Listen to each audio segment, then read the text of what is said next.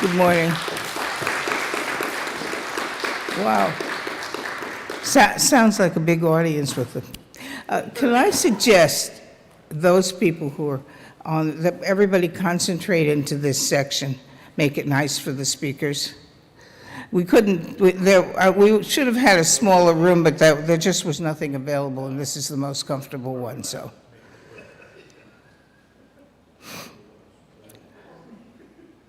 That looks nicer from up here. There'll be more people filtering in as the day goes, I would guess. Now, what I don't have is a program, so who's the first speaker? You're the first speaker? Yeah, just to say something. Okay. I will introduce the morning session. Okay, so I'll just introduce you if that's all right.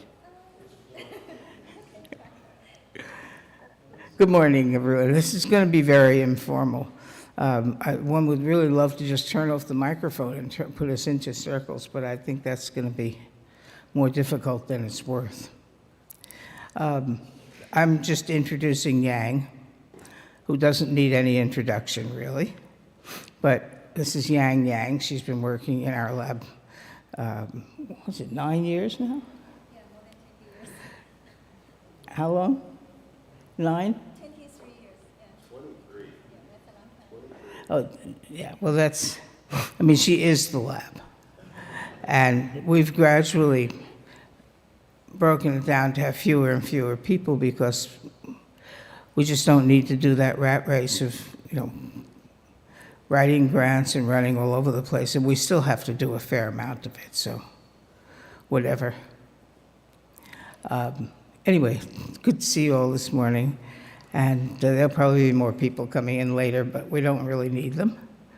So if they come in, we can tell them we started and you guys have to stay out. I don't think so, because I'm usually the one who's late. But since I had to be here to open the meeting, I came on time, and you can all attest to that. One of the usual experiences is me running in with my coattails flying. There I am, I'm here. Anyway, this has been just a great experience, and it continues to be so. And I hope all of you are enjoying your parts. We have some people who came back to the lab to visit, and that's great. So everyone will sort of wander around. The lab is smaller now, as you can imagine, because we just cut down to one big room rather than the 2 or 3 we used to have. I'm getting lazy, just writing grants, and the rest of it, we still have to do some of it, but we've chosen to downsize rather than to spend more time and write more grants to stay upsized, and it's whatever. And the mainstay of the lab is Yang, and you all know her, she doesn't need an introduction to you, but her work continues to get more and more exciting, so she'll tell you we're going to talk a little bit about your work, yes? Good. Okay. You're the first person on the program, right? Yeah, I will introduce the You're going to introduce the speakers. Good. Okay, can I turn over to you now? There it is. Hello, morning everyone. So my name is Yang. I joined the lab in 2000 as a postdoc and working there since then. I'm still continue working with Lee. So as the last fellow working in the Herzenberg lab, it's my great pleasure and great honor to introduce the speakers in the morning section. So before we start, I would like to share some photos and slides taken in the Symposium celebrating 60th Herzenberg experimenting, just the fresh, fresh of the decades of the science, innovation, and collaboration and friendship. I don't know how to. So that's the photo. 3 years ago, we have the Symposium celebrating the 60 years science, medicine, and technology. And so there's some great memories to share with everybody. And also, just a quick, fresh decades of the contribution in this lab. But sorry, I apologize. I may miss some of the slides, but just to catch a couple of the one I really like. So yeah, so maybe you can find your photos there. Okay, so this is yeah. So it's Paula and Tom, and yeah, not quite familiar with the person. And also this is the 80s, yeah, fellow. And then came to our generation. And this is the slides from Rabin. So he really summarized the spirit in this lab. So I really like the slides. And some photos taken during the symposium. So hopefully you will enjoy. Okay, so we're still celebrating, 3 years later, we're still celebrating the 64 years and expand the legacy, continue to extend the legacy. Okay, why they didn't show up? Anyway, yeah, they missed something. So I put my program here, but I didn't show it anyway. So we have 4 speakers in the morning section. The first one is Mark Noble. Okay, please welcome Mark Noble.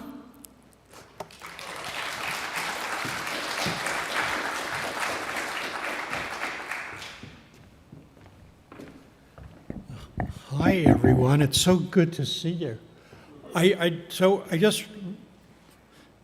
Since I was never formally in the Herzenberg lab, although I was hanging around in the lab a lot and doing things there a lot, but I learned an enormous amount, and I tried to boil it down. So, number 1, learn to dance like a scientist, and doesn't matter what the music is, you can figure out how to dance. It'll become apparent why I say that. Screw your preconceptions. Figure out what your conceptions are. And what's wrong is actually what's right. And I think these have been 3 of the lessons that I have taken away that have stayed with me this whole time. So, that's a great slide, Mark. You should share it amongst us. Thank you. We'll cite you in the bottom corner. Okay, use it freely. Okay, next slide. Or do I have this? If I have this, I do. Okay, in this era of high tech, I'm an old-fashioned kind of guy. And I want to tell you about some of the low-tech work that we do that looks like it's going to be high impact, and low-tech work that I'm involved with that is already very high impact. Okay, old drug, formiminopiridine, treatment for acute traumatic injury. So formiminopiridine has been around since the early 1980s, when it was discovered that axons with myelin damage leak potassium, they lose the ability to conduct impulses, and if you plug the potassium channels with formiminopiridine, you can now conduct impulses. Also enhances synaptic transmission. Used for lots of things. Multiple sclerosis, I was one of the members of a company, Accorda, that got it approved for treating multiple sclerosis. Lots of interesting results in spinal cord injury, recent approval by another company for Lambert-Eaton syndrome, interesting in nystagmus, episodic ataxia 2, and other ataxias. More than 6,000 papers. Original view, voltage-gated potassium inhibitor, voltage-gated potassium channel inhibitor. Current view, it inhibits multiple voltage-gated potassium channels, but it enhances another voltage-gated potassium channel, and it looks like it is an activator of high-voltage activated calcium channels, and it's also maybe a sodium channel inhibitor. In other words, it's a dirty drug. And of course, we all know these days that you should never work on dirty drugs. Do you want questions at the end or during your talk? I think that we're small enough group. I think questions during the talk would be much more fun. So I spent 18 years in England. I'm not familiar with that concept. Question.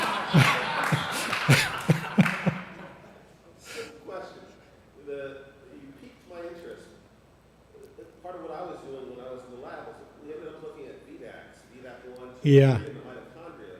You didn't list it. Has anybody looked at the VDACs? There are effects on 4-aminopyridine that affect mitochondria for sure.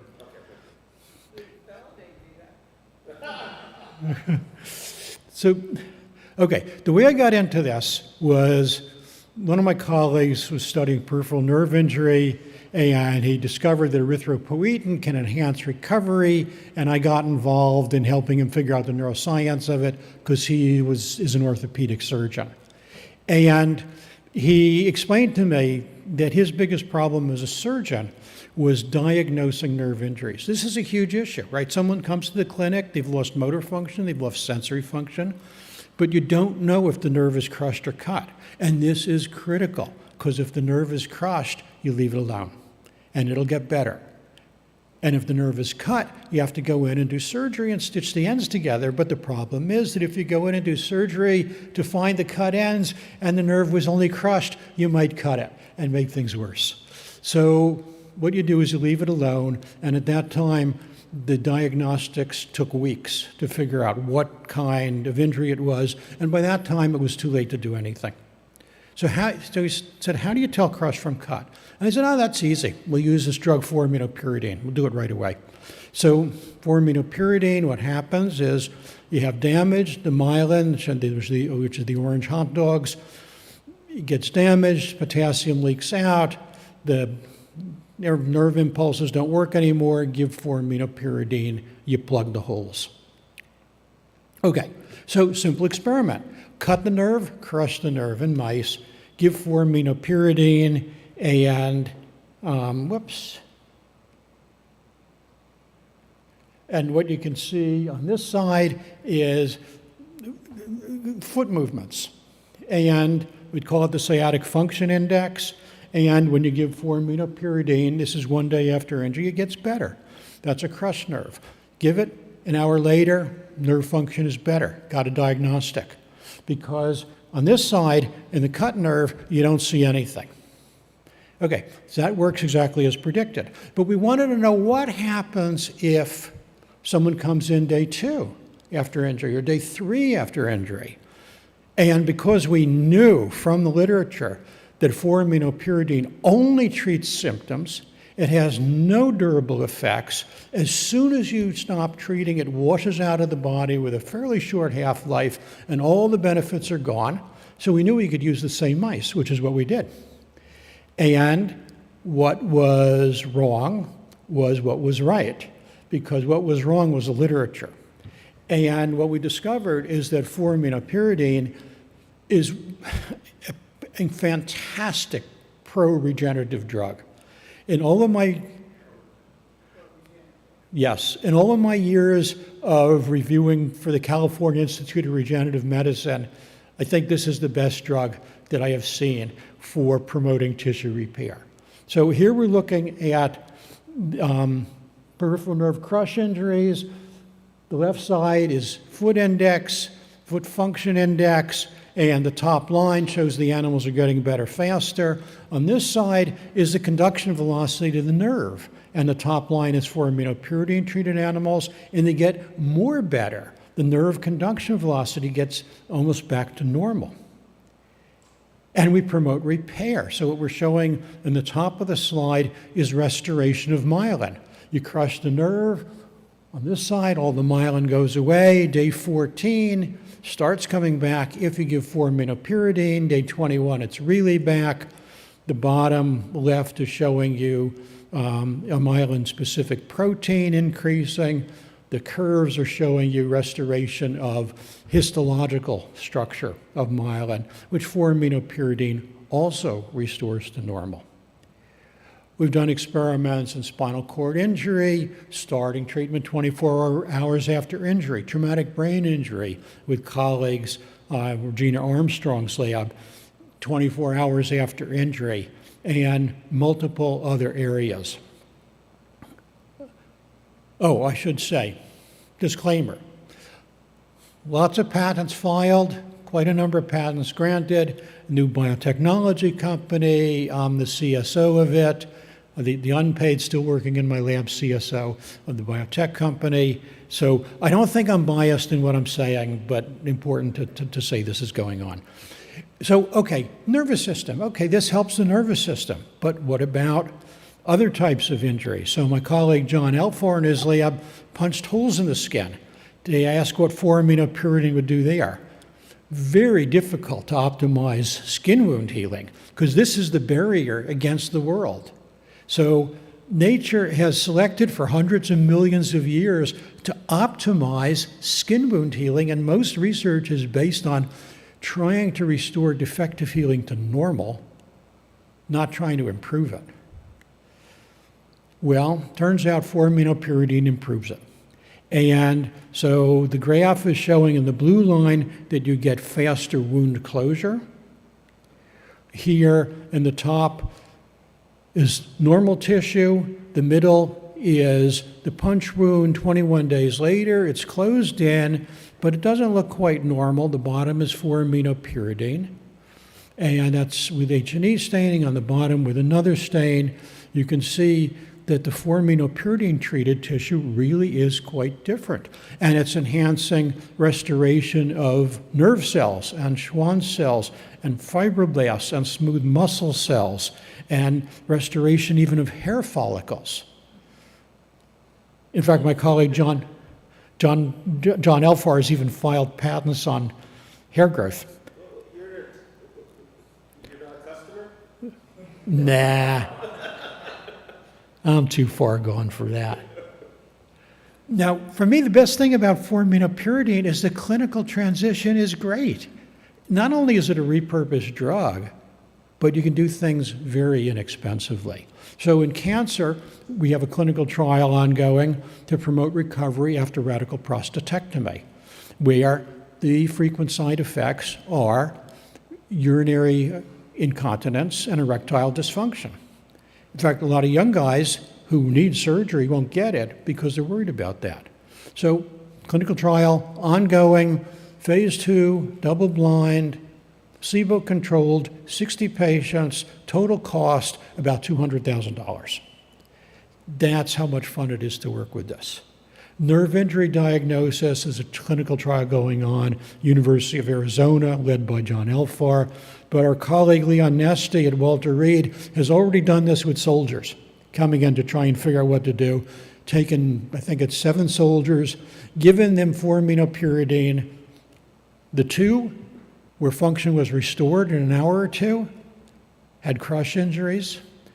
The 5 that didn't, when they did exploratory surgery, they did indeed have cut nerves that had to be restitched.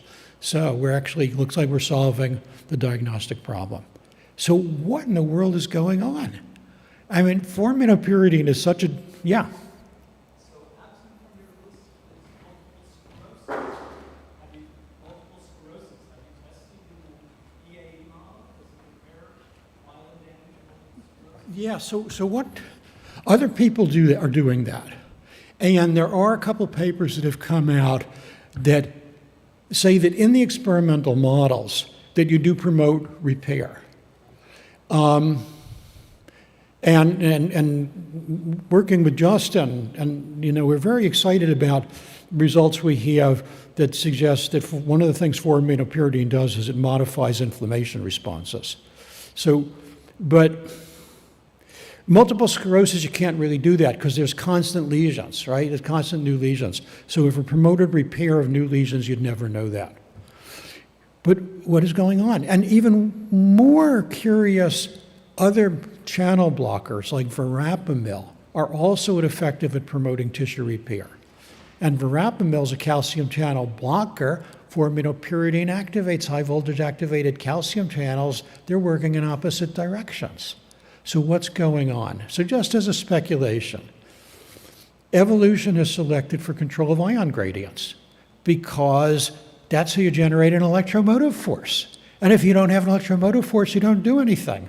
And injury disrupts ion gradients. And if you restore them to normal, you get benefit. So it would be lovely to study that, and there's good drugs for studying calcium. So for those of you who are interested in probes and development of probes, we don't have the probes we need for potassium and sodium. So very hard to do the experiments that you'd like to do. Okay. Completely different topic now, but something that I've really gotten involved in because I think its importance is so high. You may have noticed that the world is a mess, and the levels of anxiety and depression are through the roof and going higher and higher and higher. And the approaches being taken to this are, well, how many miracle cures have you read about in the newspaper, right? That every time something like ketamine or psilocybin or deep brain stimulation or vagal nerve stimulation comes along, looks promising, is a big to-do. Okay, I got involved in studying something developed here at Stanford called Team CBT. It was developed by David Burns, who's an emeritus in the Department of Psychiatry. Burns is one of the pioneers of cognitive and behavioral therapy, which is what CBT is, which is the most effective psychotherapy in the world, and many, many, many, many different kinds of tests. TEAM stands for Testing, Empathy, Addressing Resistance, and Methods, and it's way, way more powerful. It's so powerful, it looks like magic, and as Arthur C. Clarke wrote so long ago, any sufficiently advanced technology looks like magic, so that's why I call this an advanced technology of the mind. Okay, I got interested because I've always been interested in this stuff, didn't know how to do any studies on it. We had some very disturbing findings in the lab on side effects of antidepressants. Got in touch with Burns because I was out in California a lot, went, observed, and it was astonishing. So the first session that I saw, which was a video, was a woman who had been depressed at the highest levels of depression for 10 years, no benefit from any type of psychotherapy or any medication. She was depressed because her daughter 10 years previously had gone out to play before dinner after asking mom if she could. And that day, a boy in the neighborhood had a high-powered air rifle that was loaded, and he shot the daughter in the face at close range. The pellet hit a tooth, the tooth exploded, and the girl had years of surgery and therapy and PTSD. And mom has not had a second's happiness since then because, as parents do, she blamed herself. How could I not have known? So, Burns, that stage, pre-COVID, was giving symposia, training symposia. Karen was looking desperate, looking for something. She started training in psychology and psychotherapy.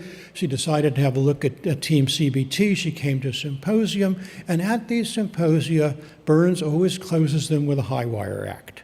Says, do I have a volunteer? And I will attempt, knowing nothing about you, to completely treat you in 2 hours.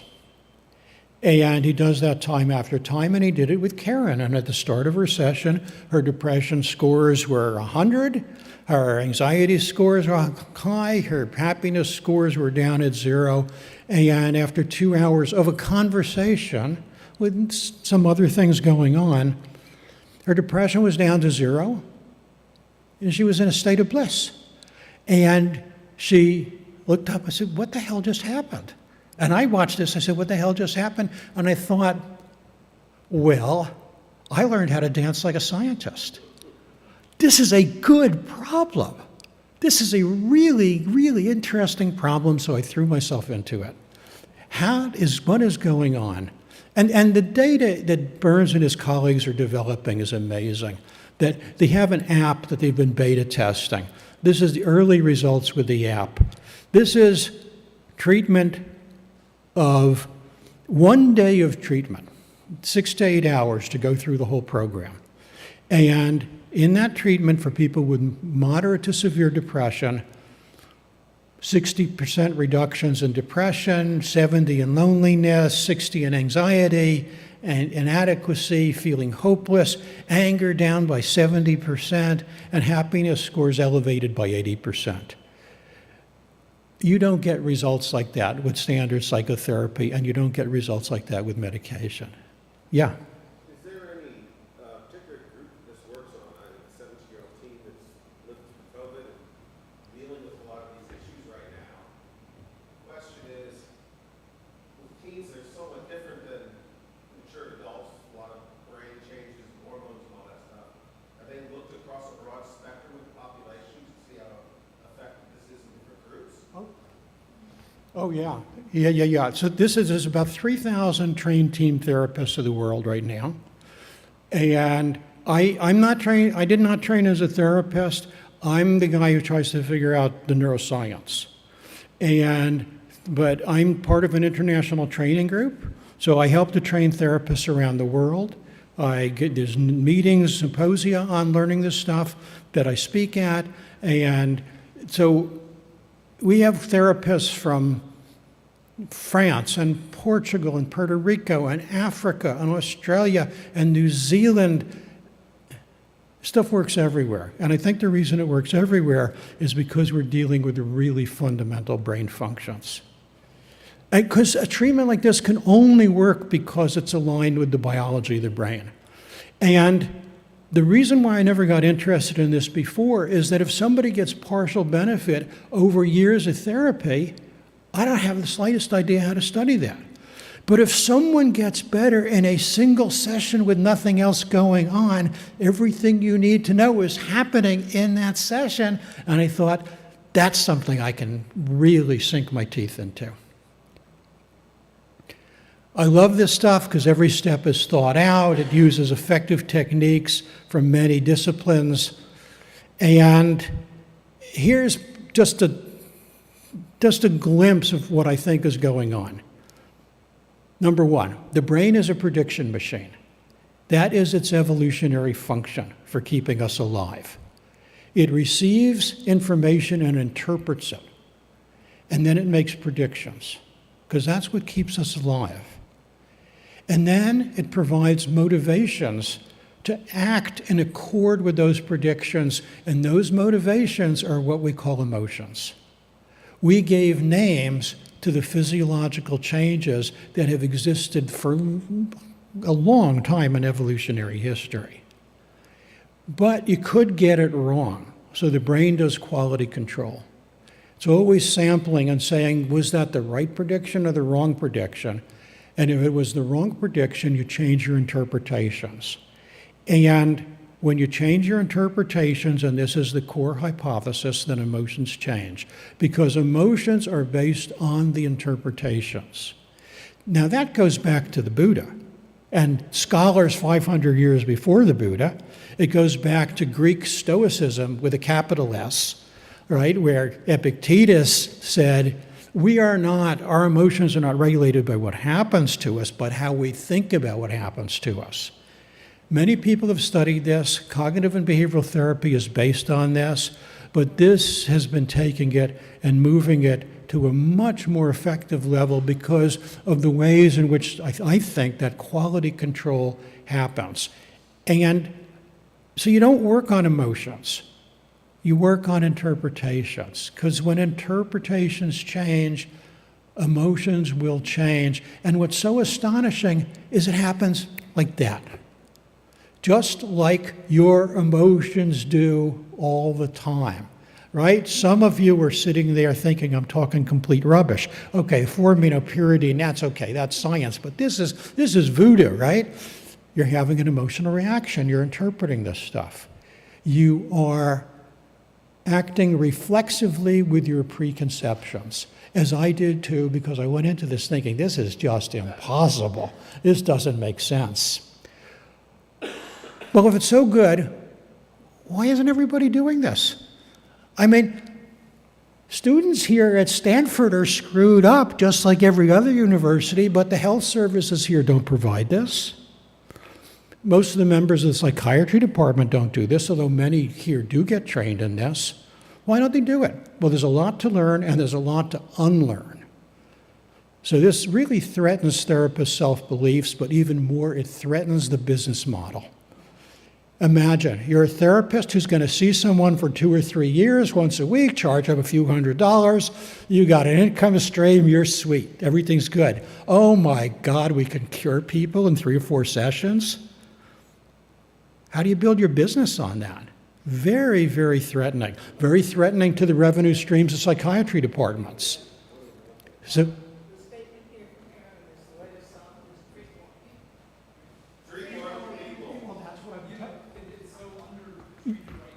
yeah, so I met with one of the heads of the therapy groups at University of Rochester, and we talked, and she said, oh, this neuroscience is all very interesting, and I think I'm convinced, but how can it help me? I said, well, what's your big problem? She said, well, we need more throughput. I mean, we can't expand. What do we do? I said, well, what would happen if you could treat more people quickly? Oh. Well, that's exactly right. That's exactly right. So the question on that, though, this goes back to as we progress. Yeah. I know there's times when it's hard when you're younger to actually identify what your emotions and feelings are. So you don't have the language to really provide what it is that needs to be addressed, right? The way that psychotherapy is set up, that is true. The way that Team CBT is set up, it's not true. Because the tools that are used make that easy. So in the population of people who are depressed, there's a condition called alexithymia. It affects 10% of the population. People can't describe their emotions. Exactly. Burns says he's never met anybody with alexithymia. Okay? But that's because you don't do things aren't done in the right way. And I've worked with, I'm not a therapist, but I teach this to people, and I've met with people who have that problem. It takes 2 minutes for them to start describing their emotions. We're defeated by our preconceptions. And there are other opportunities out there. Now, I'm going to stop because I go on for this for a long time. Burns has written a new book called Feeling Great. He has a website called feelinggood.com. There's podcasts. There's over 350 free podcasts teaching the skills of Team CBT. I've done several podcasts with him on the brain function here. There's 4 guides that I've written for therapists and patients that are distributed free around the world. You can just type in Brain User's Guide to Team CBT. Some of my colleagues in other countries are translating them. I'm working on a book on this, and it's a good adventure. Can you do it to yourself? Yeah, absolutely. Yeah, if you take yourself through these steps, it's very effective. Pat? Sure. So, okay, the therapy is it's not a script, but there's a strategy. And so I said every step is thought out. So in the intake interview, you're already doing subtle things to overcome resistance. So let's say Wayne came to me and said, I'm really having troubles with anxiety. One of the first things I would say after talking to them for a little bit is to say, well, I have really powerful techniques that can treat your anxiety, but I don't think it would be ethical to use them with you. Get the patient lined up with wanting to do this. Then empathy. We do empathy very differently. Most people screw up empathy. Empathy, what do? Oh, that really sucks. Did you try this? And your person sitting in misery is sitting there thinking, what do you think I am, some kind of freaking idiot? Of course I tried that. You're not even listening to me. Major problem in empathy, major contribution to failure of therapy and failure in relationships is jumping in and trying to help instead of learning how to listen and ask questions. Then we go from there. Once empathy is at an A+ level, And we're testing constantly. We test at the intake, we test all along the way, sometimes in very simple ways. So if I was working with you, Pat, and we were talking about something, and you told me stuff, as we were getting to the end of empathy, I would ask you to give me a grade on the empathy. And if you gave me anything less than an A, I would know I had missed something. I would know that there was more to explore. Then, I'm going to ask you, if a miracle happened today, what would you want to happen? Get your goals on the table. And then start taking apart, and this is key, one moment in time.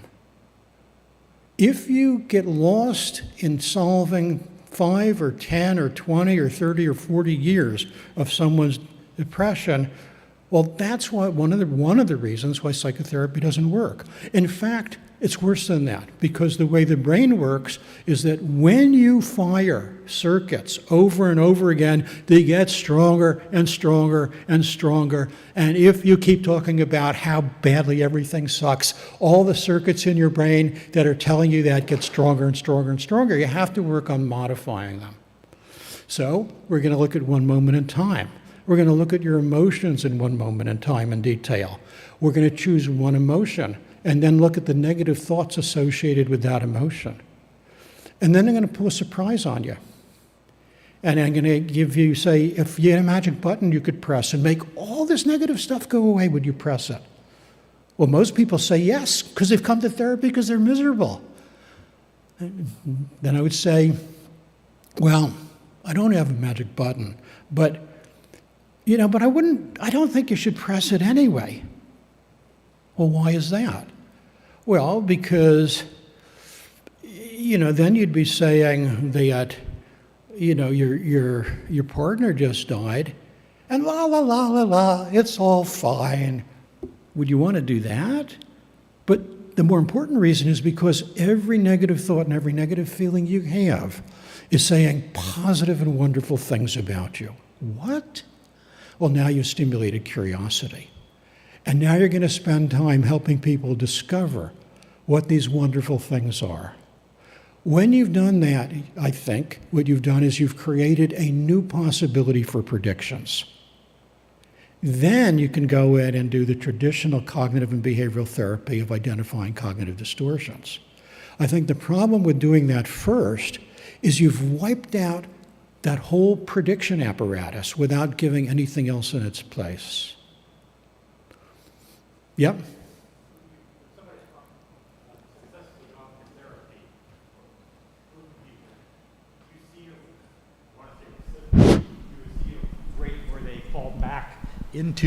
do you see a rate where they fall back into depression, and does that give you some insights as to how the therapy's working? Yeah, absolutely. Look, so the last thing, okay, we have a bunch of methods that we go through to help reinforce what's been learned. And when we've been successful at eliminating depression or anxiety, OCD, fairly simple in Burns' hands to treat someone with 20 years OCD, yeah, treat them in an hour or two. Works every time. Amazing. And I've seen this happen repeatedly. So what I'm going to say to you at the end is I have some good news, I have some great news, and I have some really great news. And you're going to say, what? And I'm going to say, well, the good news is you're going to have a relapse. Why is that good news? Because it shows that you're human and that your brain is working correctly. Nobody is guaranteed 24 hours a day, 7 days a week of happiness. So we define relapse as 1 minute or more of unhappiness. The great news is, so everyone's going to relapse. And that's very important because when people relapse to drugs or other techniques, they feel like they're truly broken, the therapy didn't work, it was all a delusion, and now they're worse than ever. We celebrate relapse because relapse, you find out that what worked for you the first time will work for you again. Depression doesn't mutate. Depression is based upon thinking strategies. Anxiety is based upon thinking strategies. Learn new thinking strategies, you can change things. And the really great news is you don't need me anymore. You know, I'd love to see you again. I'm very sad that I'm not going to get to see you, but my doors are always open. If you ever need a tune-up, come back. Obviously, addiction is both a physiological and a psychological. Addiction is both a physiological and a psychological component to it. Does Team CBT have a role in helping with addiction, drug, alcohol, whatever? Absolutely. A lot of it was developed for dealing with those kinds of problems. Studies at Harvard many, many years ago trying to get people off of benzodiazepines, which are incredibly addictive drugs. Just trying to quit benzodiazepines, even with tapering, my 20% success rate. Give them cognitive and behavioral therapy together with that. Now you're talking about 70 to 80% success rates. Why is coming off of these drugs bad? Because now you feel shitty. You were addicted to something. Your brain chemistry has changed. You start getting anxious and you think, oh my God, I'm back. But if you can look at that and say, no, this is my brain actually working properly, and it's a physical symptom, and okay, you know, this is what it means, and I can take it apart, I can reinterpret it.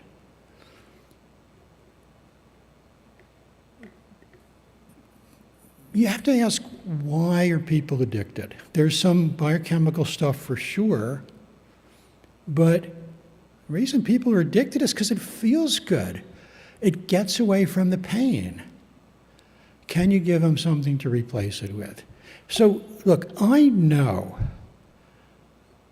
that many of you are having the same reactions that my colleagues have had when I talk about this stuff. It's just, come on, Mark, you are 73, you're losing it. Just hand in your sneakers, get off the court. And I've been working on this for 6 years now, testing ideas again and again and again, testing my abilities as a teacher, testing my abilities as a therapeutic change, and studying with Burns and his team and studying with people around the world. And I gotta say that if you or anyone in your family or your friends group is having any problems with depression or anxiety, this could very well be shelter from the storm. And with the app being developed, it'll become more easily available. But these are things that we can learn, we can do on ourselves. You have to do all the steps, but even partial steps can help a lot of times. And it's a real game changer. And people don't do the experiments. So here at Stanford, and this is the last thing I'm going to say, in the Department of Psychiatry, they did a study. We're going to take patients with moderate to severe depression, we're going to put them in an fMRI machine, and we're going to look at how their brain reacts to neutral and negative stimuli given so fast that there's no conscious recognition. People have done this in depression and anxiety a lot. And what you see is that the amygdala, the worry center of the brain, is hypersensitive. Just fires off faster, and it fires to neutral stimuli and treats them as negative stimuli. And they found that they could divide people into two groups. 2/3 of the people had that response, 1/3 didn't. The 2/3 that had that response responded to antidepressants. The third that didn't have that response didn't respond. So they didn't know what to do with them. But did it occur to them to ask their colleague David Burrs, who says that he can treat anybody, to have a look at those patients? Did it occur to them to do the fMRI studies at the beginning and end of a 2-hour treatment session to see what's going on? No, because people are stuck in their preconceptions. And it's a shame. But fortunately, word is spreading, things are changing. I view this as a disruptive technology. For me, I view this as the iPhone of psychotherapy. You know, before the iPhone, it was a different world. After the iPhone, it was unimaginable to go back. And anyway, that's what I'm doing. And thanks for indulging me. Thanks, Mark, for the inspiring talk. Do you want to talk? Yeah. Well, one final question, and let's just skip the hippy-dippy stuff. No, actually. How about we ask questioners to identify themselves? I'm David Voringer. I was in the lab in 98 to 2000-ish. And actually, thank you so much for this talk. This could impact my family in ways that you would appreciate it, I think. And so thank you very much for this talk. But I want to go back to 4AP for a second. Yeah. I mean, it sounds amazing. You're a great salesman for it and everything. I have two questions. So with wound healing and things like that, there are times when cells should die because they're damaged. Yeah. And if you're preventing that death, by definition, you're kind of describing a mutagenic, or it's allowing mutagenesis to potentially take place. Yeah. And so tied into that question is, it sounds so amazing. What's the downside? Can't you just take low doses of it chronically and have amazing healing all throughout your 150-year life? You know, of course I'd like that to be true. First, you wouldn't take 4-aminopyridine chronically, because if you exceed certain serum levels, which are easy to stay below, but if you accidentally exceed them, in some people it can trigger seizures. So you have to, it has a dosage range like everything does. But the more interesting observation, and I'm not 100% confident in this, but we've seen this for spinal cord injury, we've seen this for myocardial infarction. If you delay 24 hours before starting treatment, it works better than if you start at the time of injury. Very different from most other approaches to treating traumatic injuries. We saw something similar. You mentioned redox. Yeah. Where we'd irradiate cells, and we could give them NAC or Yeah. glutathione after the radiation and spare it. And so it's kind of, I don't know if that fits into that paradigm, the model you were describing about, stabilizing the whole electromotive force and redox and all that stuff.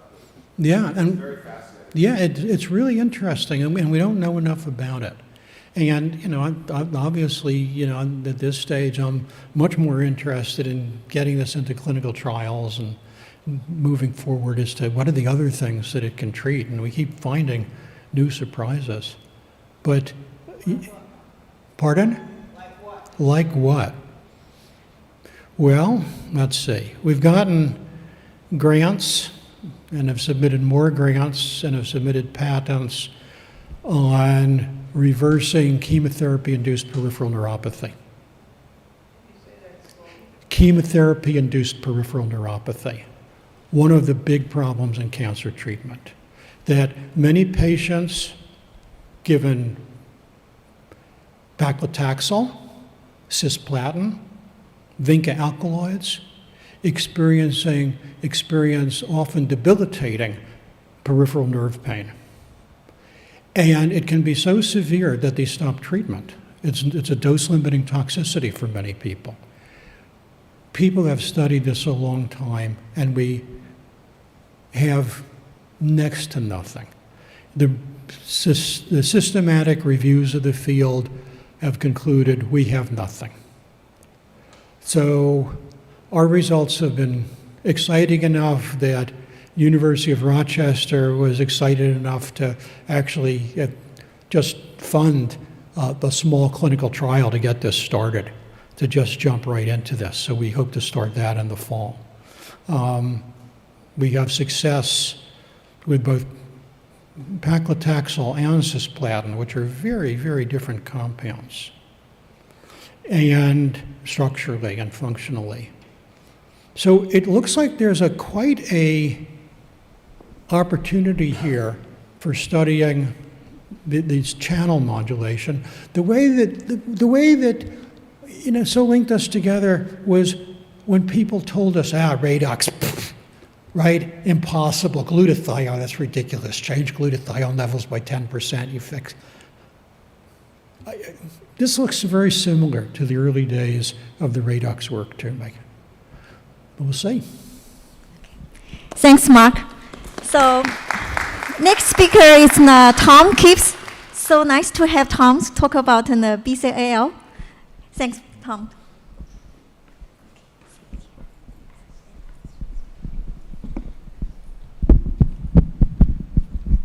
Well, thank you very much. It's great to be at the symposium. I had a lot of preconceived notions about following a Nobel lecture, but now I feel better. So thank you, Mark. Anyway, it's great to be here. When I heard that it was the one of our final gatherings, I couldn't miss the opportunity to actually pay my great respects to Lee and also Len, who I miss. Sometimes being away, you think that he's still around, and it's hard to believe that it's been 10 years since he passed. So I think the Herzenberg lab has not only affected us scientifically, but also affected us in other ways in terms of family. And it was mentioned that I did have a daughter with my wife Janet when I was in the lab, and now she is hospitalist up in UC San Francisco on the faculty there.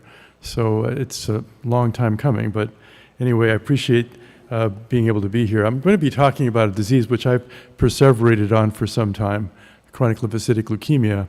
And it's mentioned in the program, a quintessential Ly1 B-cell malignancies. And I just want to show you this seminal paper Lee and Len had with Randy and Kyoko, and Randy's another person I miss. But they described a curious set of features on B cells expressing a T cell differentiation marker, Ly1, now known as CD5. And they've had studies showing it was functionally distinct, had a proclivity for making autoantibodies. And you can see here the difference between NZB mice and BALB-C mice. NZB mice had much higher levels of Ly1 B cells, and they also had a proclivity for developing autoantibodies, and these autoantibodies were apparently associated more with this Ly1 B cell subset. And later on, Elizabeth Ravichet and others showed that these mice can actually develop lymphoma, Ly1 B cell lymphoma, and Jeff Houghton did a lot of work with such lymphomas. And we wanted to study this. I think the question was whether this is associated with autoimmune disease, such as rheumatoid arthritis. And so when I went to Scripps, I was able to work with John Vaughn, and you may recognize this is the old desk program. And we had a FACS analysis. You can see that it was noted when I was even in the lab there that some people had very high levels of CD5 B cells or Ly1 B cells. And it appeared that that level was constant for one individual over time. So we began looking at this, and you could see that, we all have CD5 B cells, and they range from anywhere from 0 to 5% of the blood lymphocytes. As you can see here, this individual has a fairly high level.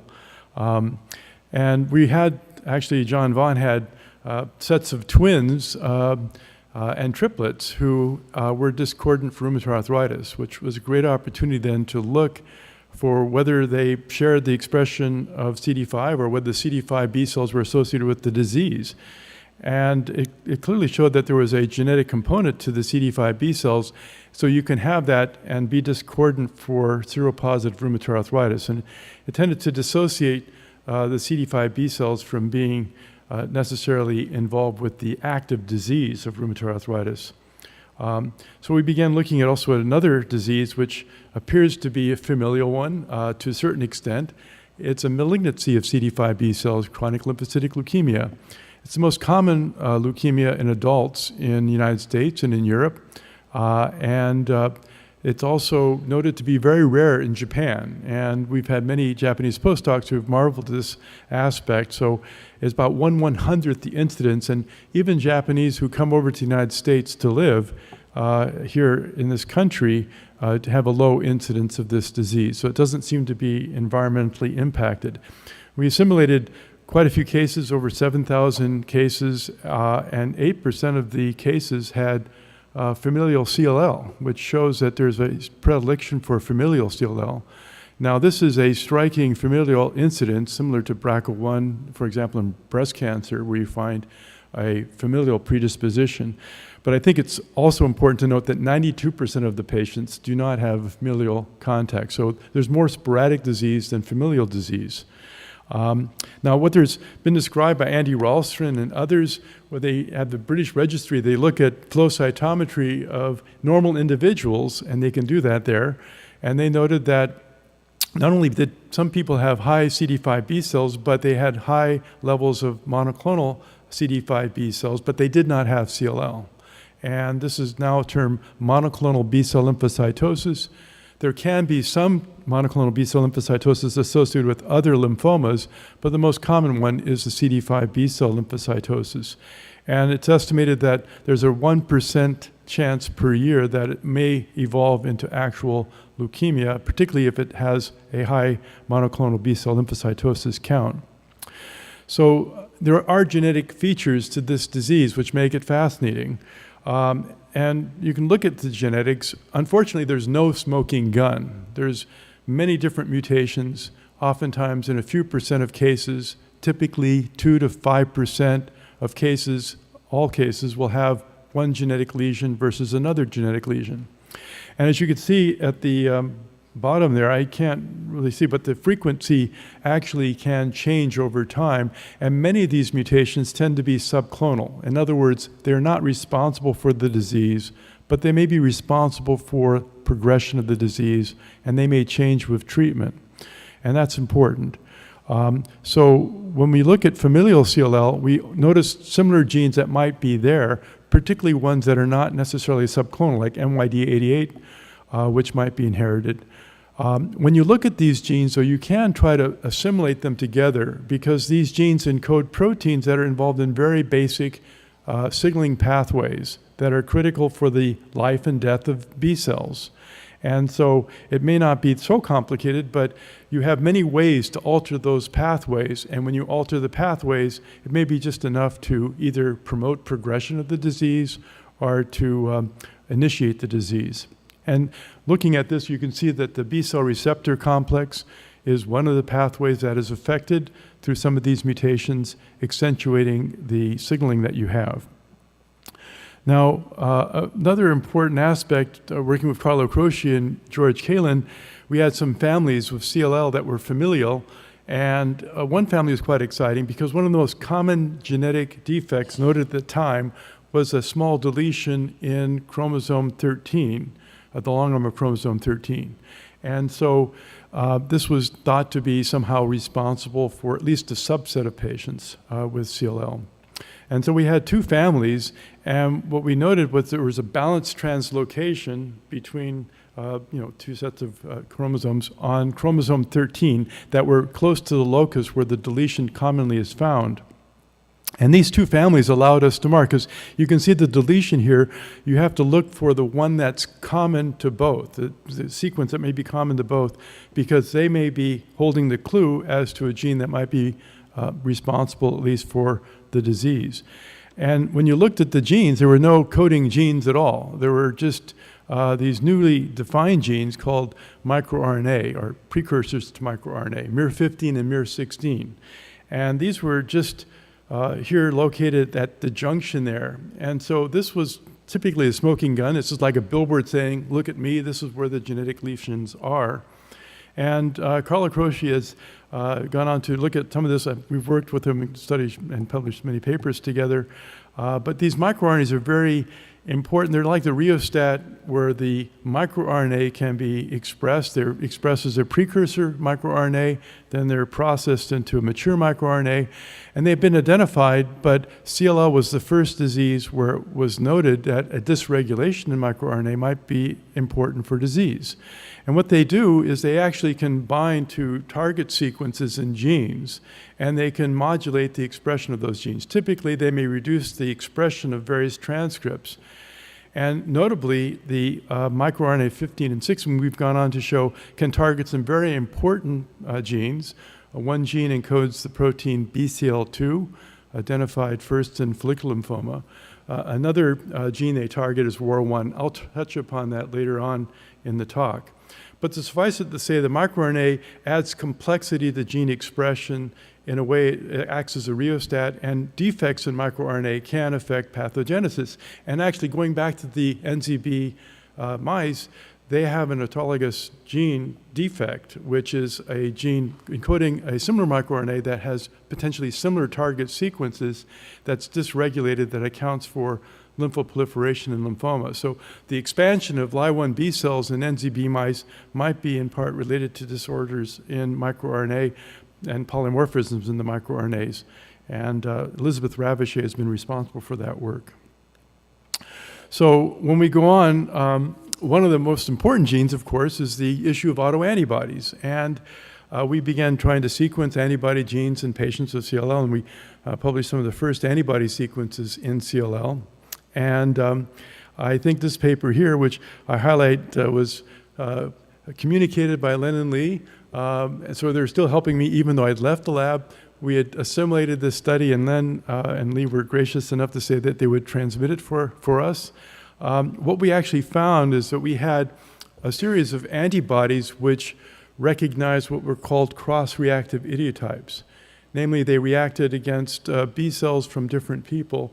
And when we sequenced the antibodies that were encoding those cross-reactive idiotypes, we found they oftentimes were encoded by a non-mutated antibody gene. We had not the full understanding of the genetics of V genes at the time. So some were speculating there were like hundreds and hundreds of V genes, and they were undergoing all this gymnastics. We now know that we have maybe perhaps 50 functional V genes that we inherit from each our mom and dad.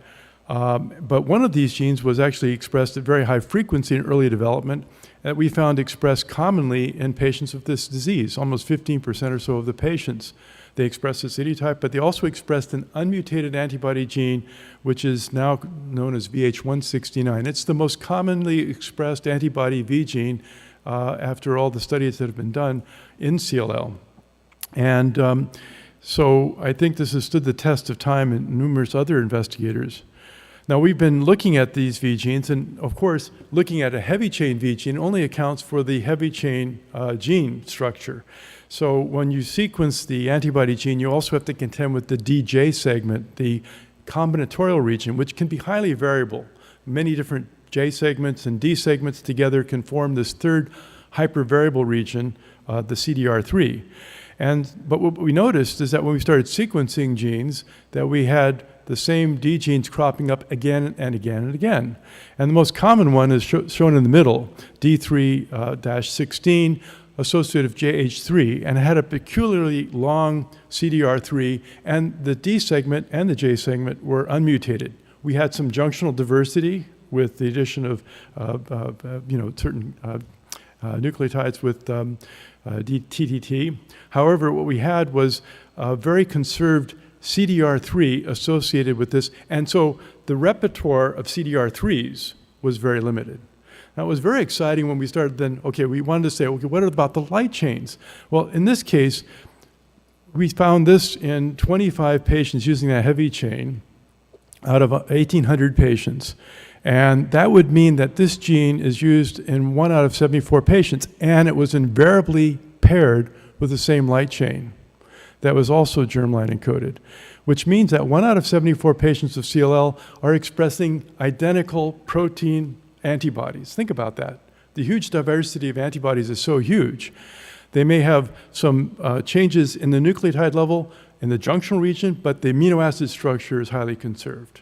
So this has got to be important. And it's actually more common than some of these small genetic mutations that I mentioned that were infrequently present in some patients. And the other genes were also similarly, this one other protein was invariably associated with 90% of the time with this kappa light chain. And this other VDJ with the same gene was associated with a lambda light chain with a C-3-9 gene segment 70% of the time. So there's high restriction in the antibody repertoire, and that's been shown on a number of cases with other types of V genes, but this is the most striking example of that. Now, what do these antibodies do? We did develop some recombinant antibodies. We put them to the test, and one feature, yes, Lee, they are autoreactive, you're right. And they bind to a variety of stuff. They're like the scotch tape of the immune system. They can bind to myoglobin, actin, single-strand DNA, and so they very much are reactive. And if you look at it, they also have rheumatoid factor-like activity. In this case, they bind to various subclasses of IgG. And when we introduce point mutations into the CDR3, we can abrogate this polyreactivity. So it's not like a reactivity, it's just a sticky protein. But there's something about the way these antibodies are made. And this is akin to early B-cell development, where there is ingrained in the system of VDJ rearrangement in pro-B cells to find a structure that reacts with self to allow the B cell to have a quality check, that they're making a functional antibody. Otherwise, the immune system would rather dispense of those cells and not see them around. So there is a recognition of self that's inherent in the generation of our B cells. And in this B cell malignancies with these antibodies, they actually happen to have the right stuff, the right type of antibody that makes them go. Now, Jamas took this one step further. He had a really cool system where you can have B cells which have knocked out all the pre-B cell receptors or the B cell receptors. They have been activated RAG2 and the lambda 5 genes. They also lack SLP65, which is otherwise known as BLNK. And these proteins are, BLNK is a very important protein for transducing the signal of the B cell receptor. So if you don't have that, even if you express the B cell receptor, it would be defunct. So what he did was to introduce a hydroxytamoxifen inducible structure of SLP65 so that if you add hydroxytamoxifen, you would get a functional protein, and allows you to look for any autonomous signaling. And you can see here many of the CLL ones where you see this coming up. This is the calcium flux that is induced when you add the hydroxytamoxifen alone. And you can induce a bigger response when you add anti-IG, or ionomycin to induce a calcium flux. And what this means is that the B cells are actually with the antibodies perhaps that can self-react and therefore cause some autonomous signaling independent of antigen. And that autoreactivity may be ingrained in something that can maintain the survival of the cell. But in the case of leukemia, they take it one step too far. And therefore, they may be stimulating themselves to the point of becoming a neoplasia, such as what we see, the leukemia. Now, I was persevering on these unmutated antibody genes, and we had sequenced other genes and found mutated ones, but we were not sure at the time because the repertoire of VH genes was not very well characterized. And so every time you found a gene that was not represented what had previously been characterized, you wondered, is this a polymorphism? Are there more V genes out there? So it was very difficult. It was easier to say that this gene was unmutated than it was to say it was mutated. And owing reference to the Ly1 B-cell lymphomas that were worked on by Jeff Houghton, they only found unmutated antibody genes in the Ly1 B-cell lymphomas in mice. And so when you start setting up, well, maybe the CLL expresses unmutated antibody genes. Well, Nick Karazi and also Terry Hamlin and Frida Stevenson were looking at this, and they went through the work of trying to find out whether there was a gene that was similar to the one that might be expressed in these cases that had presumably mutated IgV genes. And yes, they could identify that these did carry mutations. And what was very striking is that the mutations in the antibody genes seemed to segregate patients into two different camps. You had patients that used unmutated antibody genes and patients that used mutated antibody genes. And those patients who had mutated antibody genes had a much more indolent clinical course. They tended not to require therapy for some years after diagnosis, and they survived longer, as shown here. So there was two different diseases, and the nature of the antibody could segregate patients into two different categories. And that's been borne out by a number of studies now. We worked with Chris Oakes at OSU. He was doing work on methylation, and what you can find is the DNA imprinting that you have sometimes will be carried over by the leukemia. Namely, if you look at B cells as they develop, you can find a series of methylation patterns which you can then try to associate with the leukemia, and you find that those cases that make unmutated antibody genes seem to have an epigenetic pattern that associates them with a pro-B cell, early B cell rather, naive B cell, I should say. whereas the ones that have mutations more tend to associate with memory type B cells in their epigenetic signature. And so this is a model system where you have the CD5 B cell being of two different types before it generates a cancer. The one type is a cell that does not have to go through the germinal center, does not go through somatic hypermutation, is not really engaged in the immune response, but by virtue of rearranging its unmutated antibody receptor has the right stuff, the right type of reactivity to allow it to become a leukemia. Whereas there is another category which does progress through the germinal center, acquires mutations, and those may actually acquire the right stuff through those mutations, and therefore become the leukemia after having gone through that process. There's an intermediate step too, which I think may be related to the fact that it gets there halfway, and we've looked at some of these where they express particular antibody genes, which the heavy chain may be slightly mutated, but the light chain is invariably unmutated. And the light chain typically is a lambda light chain, and when we looked at the kappa chain was oftentimes aborted by rearrangement with what's called a KDE element and had mutations. And so what probably happened is that the B cell was trying to make the right receptor, made some mutations in its kappa light chain, aborted that, was able to rearrange a lambda light chain, typically lambda 321, and that gave it the right stuff. Well, this probably did not have as much time to mature through the germinal center, and it may be of intermediate maturity, and it seems to be borne out by the methylation patterns. It has a clinical behavior that's somewhat in between, but more like the unmutated cases. Now, if you can see here, the range from diagnosis to therapy is quite striking, because typically, the therapy that we have or had at the day was not really curative. So the idea was do no harm, because some patients can go on for 10, 20 years without requiring therapy. It can be so indolent. And if you treat patients, what was happening when I first got into this, patients were treated early and often, and the mortality of patients was 14% a year. 1 out of 7 patients were dying with disease, and they were treated within months of diagnosis. I could see a doctor, well, I have leukemia, everyone's hysterical, and we talk about early diagnosis means early cure. Well, I began to think that cancer, we should take a deep breath, because cancer are us, and we should try to figure out how cancer is working, because it's our own cells that are just misbehaving, and maybe we can do things to regulate them to keep them in place. I really think that's true of most cancers. Our whole approach to cancer is one that's akin to the movie Alien, where you see this beast coming out of the chest, and we want to kill it because it's the alien beast. No, it's our own cells, and they have rules. Now, the good thing about CLL, though, and I'm talking about all this, is that we actually had access to the tumor cells. And that was also one of the reasons for going into studying CLL. Because early on I was trying to look at other cancers, but you couldn't get access at all. But here, by studying the cancer, you can understand how it differs from normal B cells and learn facets about it that might give you insight into therapy. Now, we looked at these two different camps, the ones that had mutations, one that didn't have mutations. We worked with a group at NIH, Andreas Rosenfeld-Walt, who was at the NIH, and Lustout's still there. And we brought him a series of cases that had mutated antibody genes versus unmutated antibody genes, and he was working with the new thing called the lymphochip to look at gene arrays.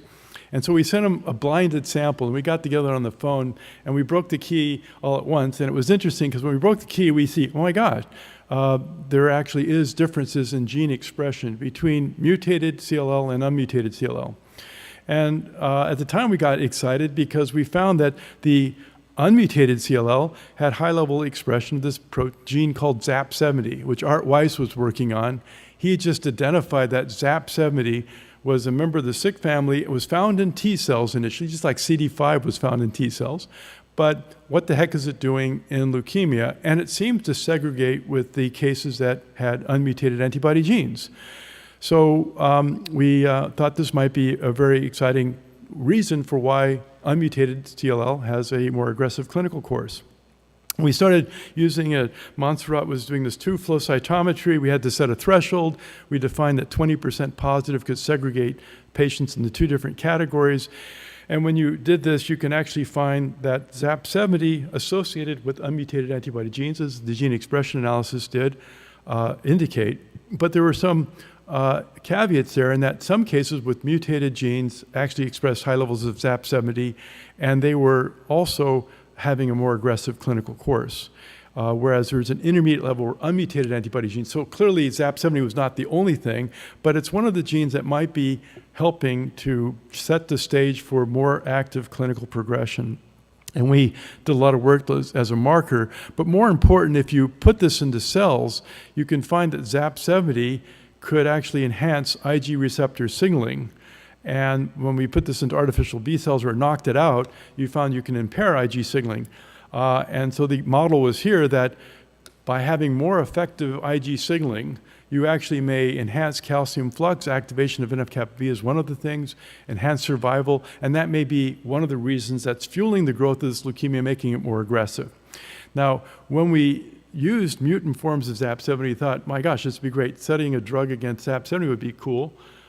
We put in mutant forms of ZAP70 into the B cells, and it still assisted function. So it's not the kinase activity, but somehow the scaffolding of the protein that is facilitating. So even if you had a drug to block the kinase activity, it may not really be effective. However, the notion was born then, people going to the lectures we had, inhibition of B-cell receptor signaling may have therapeutic potential for patients with CLL. So there was a fervent activity of pharmaceutical groups to look at small molecule inhibitors, and you can see here's a signaling complex, and there's two major groups of inhibitors.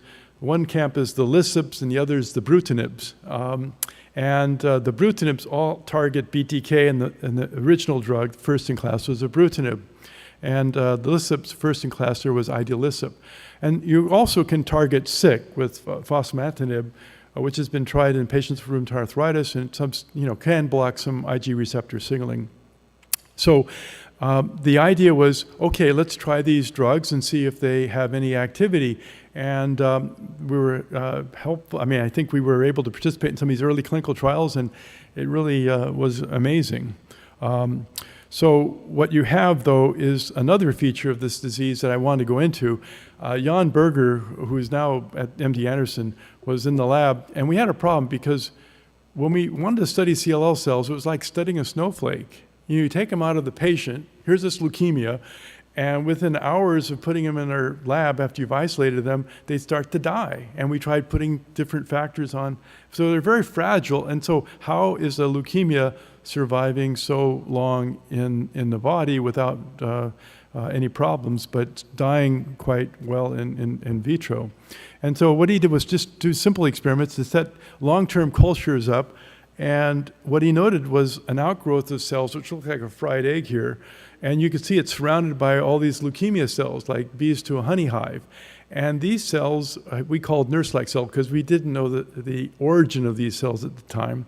And we did some analysis, but they really are remarkable. These large cells have they don't really express a full complement of monocytoid markers, but we did find low level of CD14 and was able to distinguish that they were hematopoietic because of the expression of CD45. So these are a type of macrophage, if you will, nurse-like cells, which are very important, and they actually are found in the lymph nodes of patients, and they're very important as nurturing the survival of the leukemia. And if we look at this, when we have a leukemia cell, we can't just focus on the leukemia cell, but you have to look at all the cells that are around in the microenvironment, and they all play critical roles in the survival of the leukemia. And this is a very fortunate thing for us because this leukemia is the most metastatic cancer on the planet. At diagnosis, you can do a skin biopsy, you'll find CLL cells. Do a prostate biopsy. I have several patients that were diagnosed because they had a breast biopsy or prostate biopsy, and they found leukemia cells in their cancer. So basically, it's all over the place. If it didn't require a microenvironment, we would be having patients explode with CLL. So the microenvironment's very critical for the survival and the proliferation of these cells. Now, this is critical because the cells don't just stay in the blood, but they traffic from blood to lymphoid compartments. And you can see that in the lymphoid compartments, they are interacting with these cells, and then they may egress the cells. And I must say that they change their phenotype a little bit between going into the lymph nodes and coming out, have dim CD5 and bright CXCR4 expression, And when they come out, they have bright CD5 and dim CD4. And that's owing to the feature of the stimulation where CD5 levels may actually be increased with the activation in the microenvironment. You can see here in the microenvironment, one of the critical features is CXC4.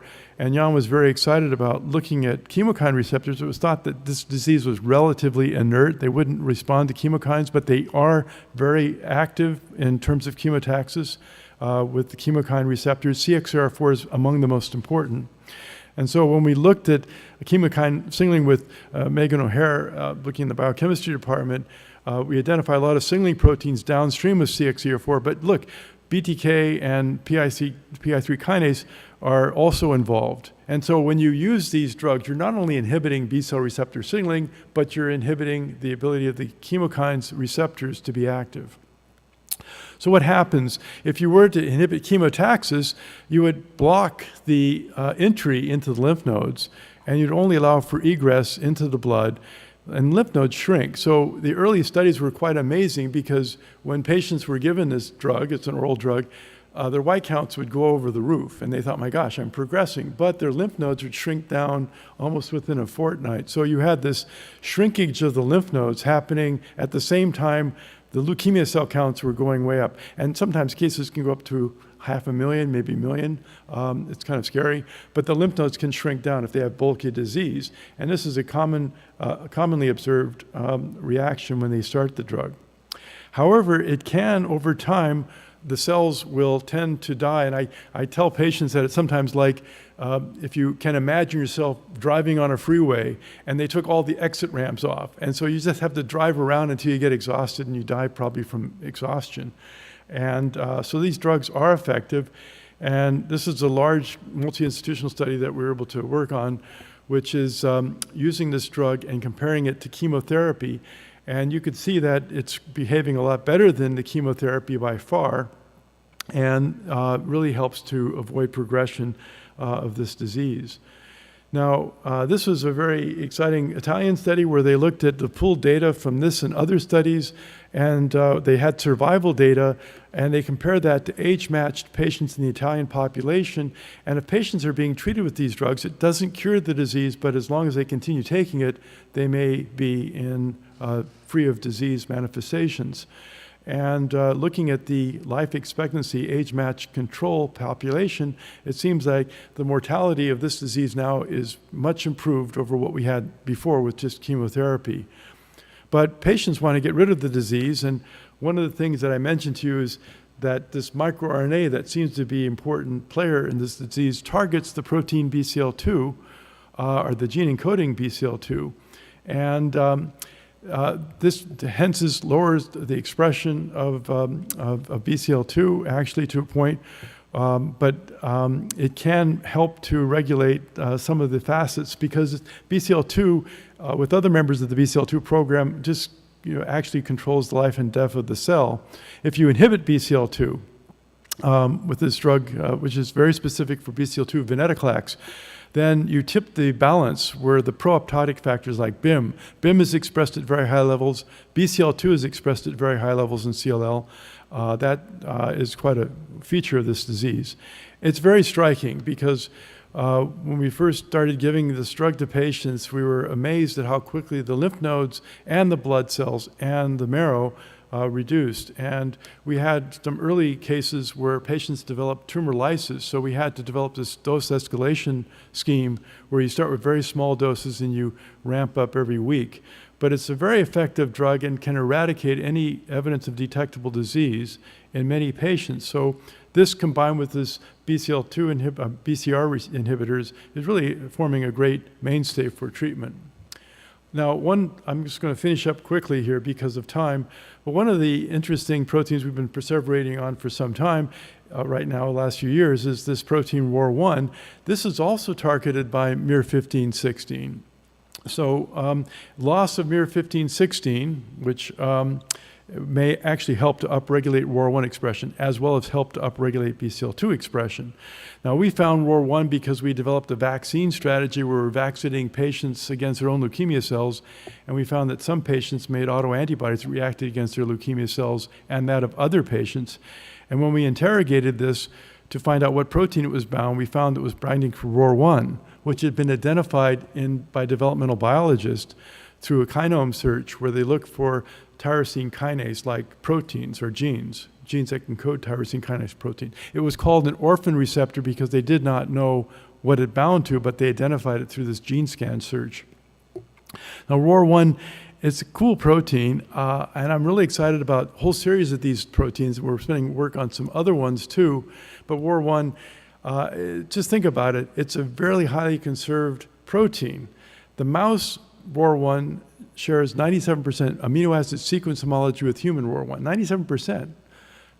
And we see ROR1 in Drosophila, and there are sections of it that have nice, over 60% amino acid sequence homology. So it's got to be doing something. It's highly conserved in evolution. And it's primarily expressed during embryogenesis, which you can see here, and it's very important for organodevelopment. And if you knock out ROR1 or knock out another protein, which we're now working on too, ROR2, the mice have profound developmental defects. They fail to develop their organs. It's lethal. So this is a very important, highly conserved protein, which actually we found expressed in CLL. And parenthetically, we found it to be expressed in a variety of different cancers. And it seems to be something that we're finding in really the cancers that might have a high proclivity towards metastasis and self-renewal. And I think that this, we identified one of the ligands that binds to it, Win5A, and if you knock out Win5A, this was a study subsequent when we found this, it was nice to see, knocking out Win5A can mimic some of these developmental defects.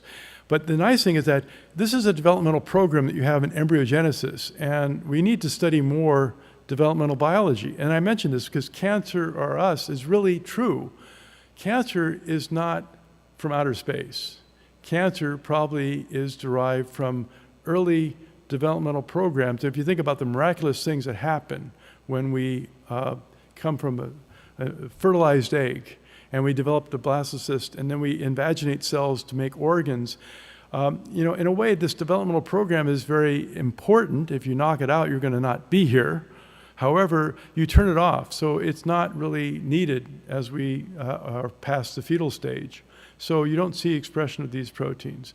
But now finding that these proteins may be expressed in a variety of cancers may give us an edge in understanding how these cancers are really behaving, so we may be able to better control them. And we're doing a lot of work now in other cancers, such as breast cancers, to see how this is being played out. But in this case, we looked at ROR1 and found that you can see some variations in the level of ROR1 expression, and the level seems to matter. Higher levels of ROR1 expression seems to associate with more aggressive disease. We did this in one training cohort to establish a threshold and validate it in the validation cohort. And it also, although we didn't power for this, seemed to be associated with shorter survival. So high ROR1 in CLL was associated with poor survival. So it's playing, I think, a biologic role in this disease as well. So we spent a lot of time trying to figure out how this works. Win5A binds ROR1, and we've been mapping out this. It binds to a lot of factors. We see activation of ERK1, 2, and also NF-kappa B, and we've done this through mass spec and image precipitation analyses. And one key important pathway that also activates is one NRF2 that we're spending some time with, which helps to control thousands of genes involved in thyroid reduction. I know that Len and Lee was very excited about the redox potential and looking at the effects of thyroid reduction, but that may be in part controlled by ARE and NRF2. And if you have antibodies that Win5A are against the ROR1 protein, you can block the signaling. So we developed a humanized antibody and we put it into clinical trials.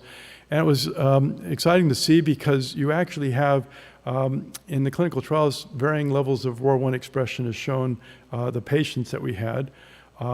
And we were able to inhibit the signaling pathways that we were mapping out. So in other words, you can manipulate tumors in vivo by regulating some of the signals that might be necessary. Just like I mentioned for the B-cell receptor, you can modulate the ROR1 receptor.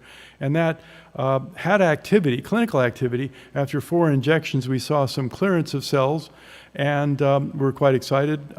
It also, just after 4 injections, patients had a median time to next treatment of around 262 days. Now, with the advent of these other drugs that I just mentioned to you, clearly these are going to be probably advanced as a method for treatment.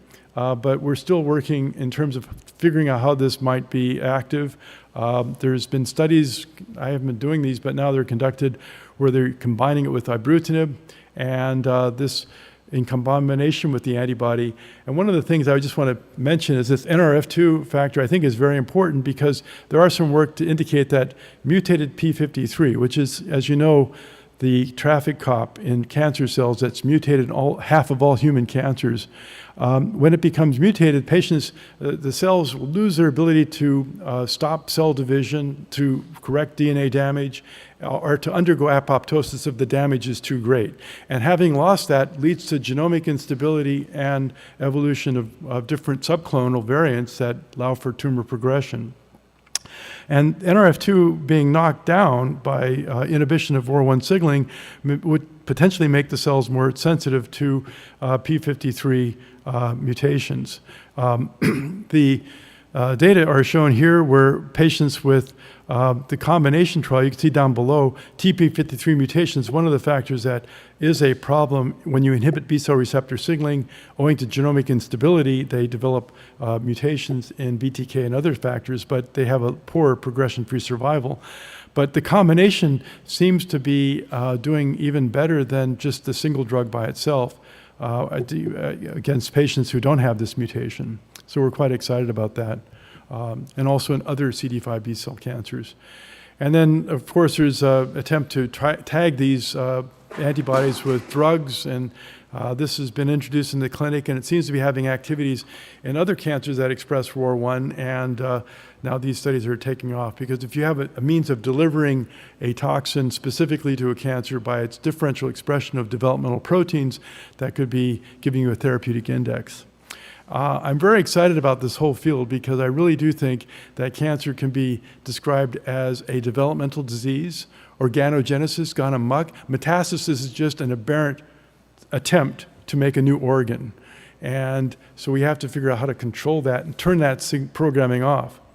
I just want to go back to Len and Lee, and they had this picture there. And also Lee, you know, I've never seen a team of scientists who complemented each other so well. I really haven't. It's quite remarkable. Len was more, he was more methodical in going over different papers, but Lee was the iconoclast, always asking questions, always, taking out preconceived notions and adding a spark of creativity. And I think she's also a great writer. She's able to catch terms like epitope-specific suppression and other things, all these things that made the field come alive. The whole idea of capturing Ly1 B cells as an entity was Lee's creation, I think. And so she has to be credited with coming up with the concepts and the creativity and insights, and Len was able to fill in some of the other aspects. So basically it was a great team, and it's hard to feel that. Len's been gone for 10 years. I just can't believe that. And but I thought it was a very nice tribute to Len. Gary Nolan wrote, one of the most amazing qualities of Herzenberg brand of science was treating the laboratory team as family. And that's really very true. I think he hit it on the head, because it was more than just your science, but it's also your life, your family. What are you doing? And the influence ways that you have on the people that pass through the lab that I think had profound influence on them scientifically, but also personally. So thank you, Lee. Thank you.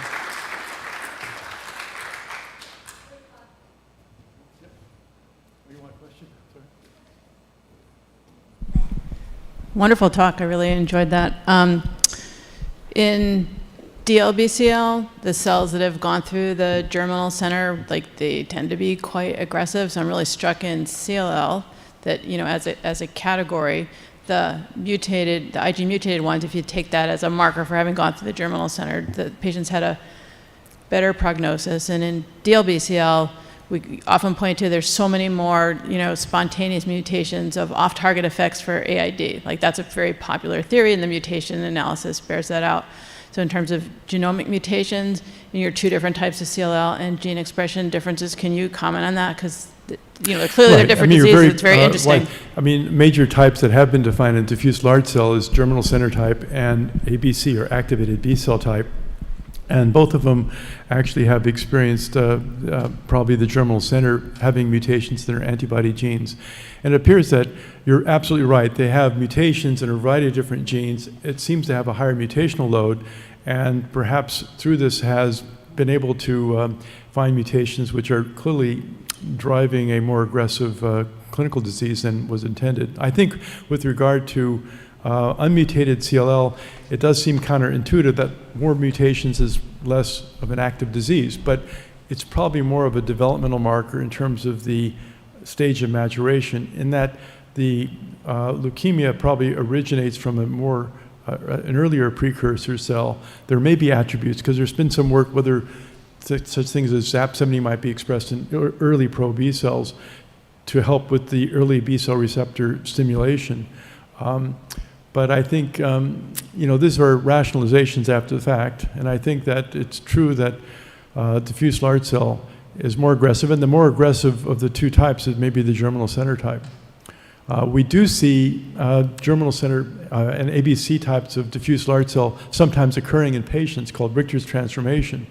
And there are two different flavors there. One is derived from the CLL clone, and the other may be spontaneous, de novo diffuse large cell.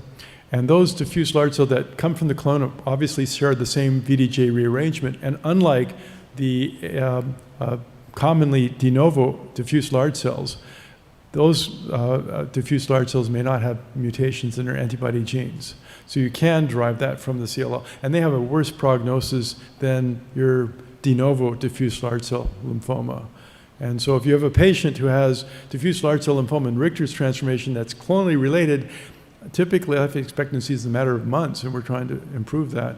And there's some strategy to do that. But if you have the de novo type, then they may respond to some of the therapies that commonly work in diffuse large cell. Okay. That was a great talk. I really enjoyed it. And I actually like the concept of, I'd never thought of it this way, but cancers are us. For a long, long time, I've always had this theory of we have hundreds or thousands of tumors, cancers growing in us every day.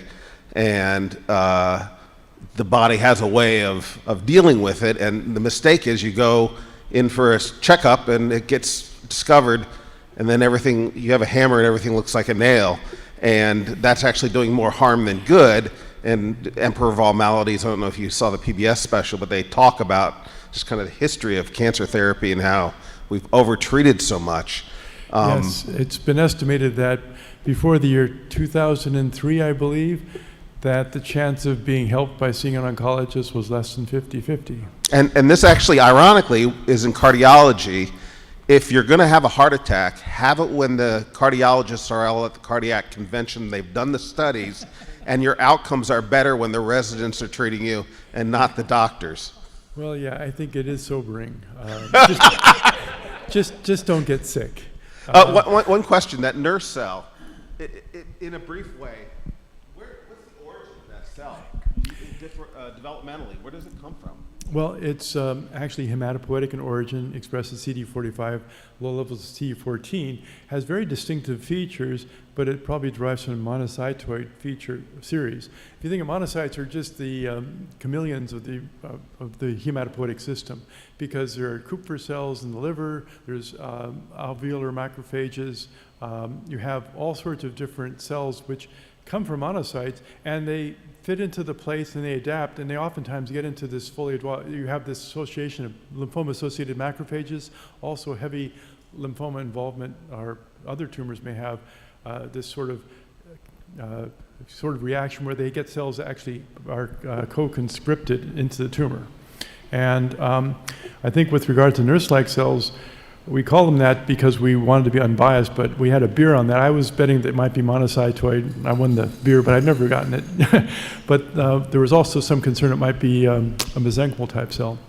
But suffice it to say, I think if you have a high level of macrophage infiltration in a lot of lymphomas, that typically is a bad prognostic sign too. So in those cultures, though, those were from a heterogeneous population. Those weren't spontaneously forming like that. The reason correct. I put that up Yeah. So is I studied a cell line that was apoptotic sensitive and apoptotic resistant that originated from a parental clone, And I would see that under a microscope, and I always wondered what was going on the Yeah, ones that yeah, they're really were cool like that. cells, because if you take the leukemia cells away from those cells, they undergo apoptosis within a few hours. Actually, that means apoptosis resistance is not intrinsic to the leukemia, which is cool concept. Not but- until you treat it. Once you treat it, then it becomes resistant. Well, yeah, I think they can, but that's why I think these drugs work the way they do, because you're taking them away from the support structure. But if you put them back onto the nurse-like cells, they clump on and they could survive for days or weeks or longer. It's kind of nice. Hi, Tom. Great talk. Good to have you here. Two questions, but they really are related. A feeling one has is that CLL is actually a much more homogeneous disease than what it may look like from certain molecular aspects.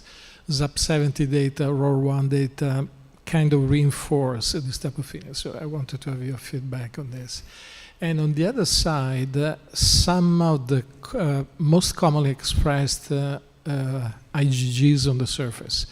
You obtained them, identified the binding on apparently totally unrelated molecule. But is this really the case?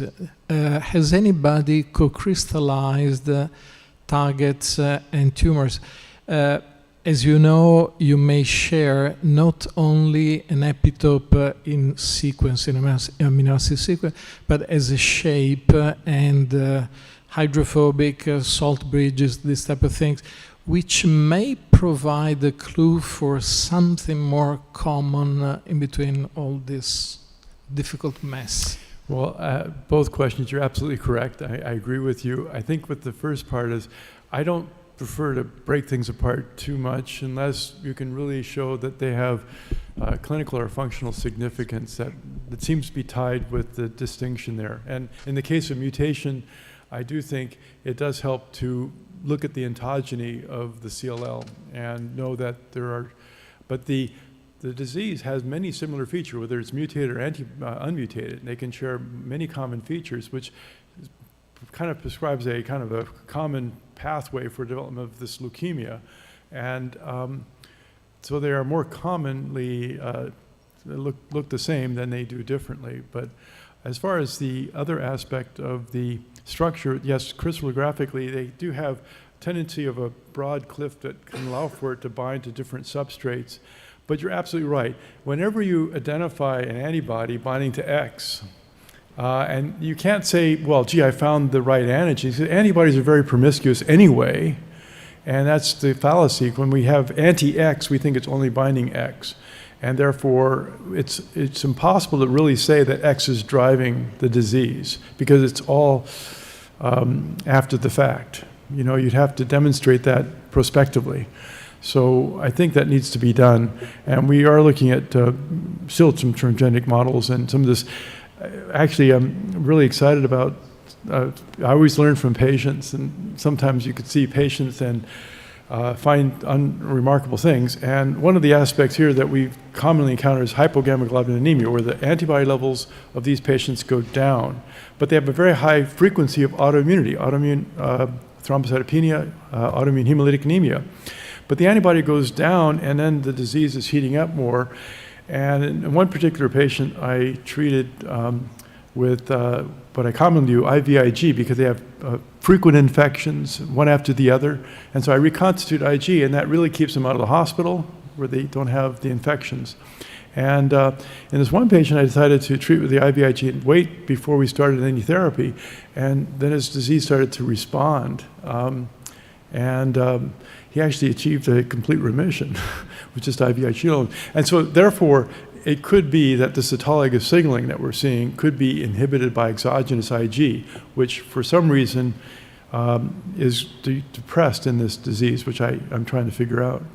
So there's a lot going on. So I think that may be a causal feature for us that we can define as being an element driving this disease. Yeah.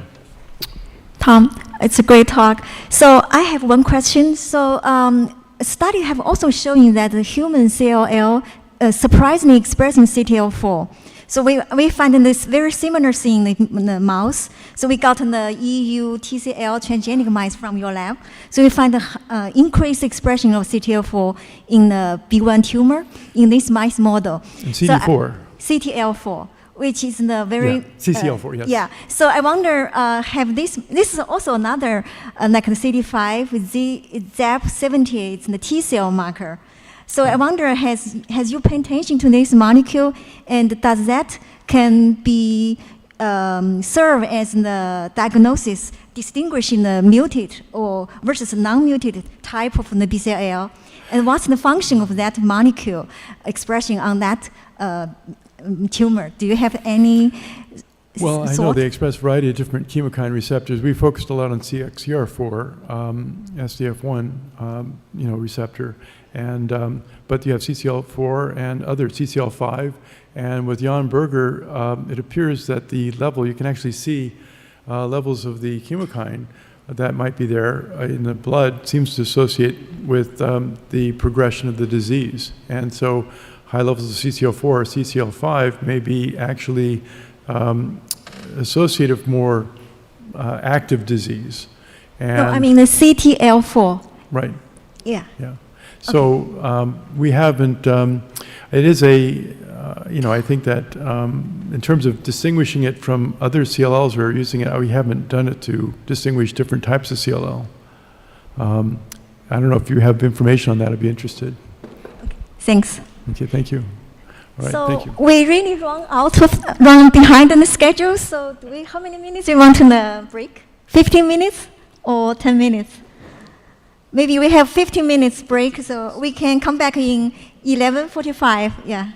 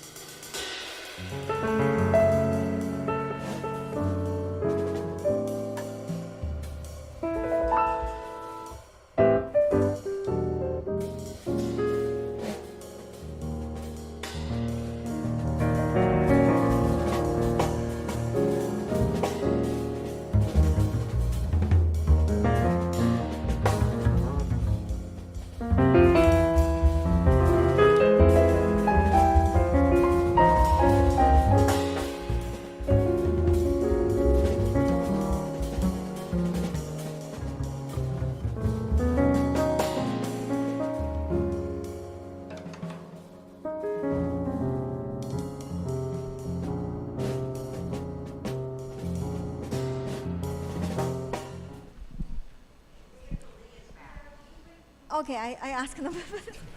They just didn't listen to me.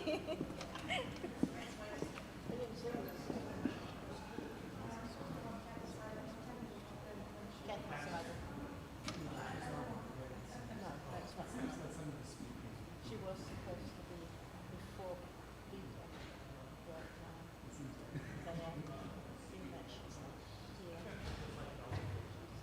She's jumping here so that she doesn't get too flustered.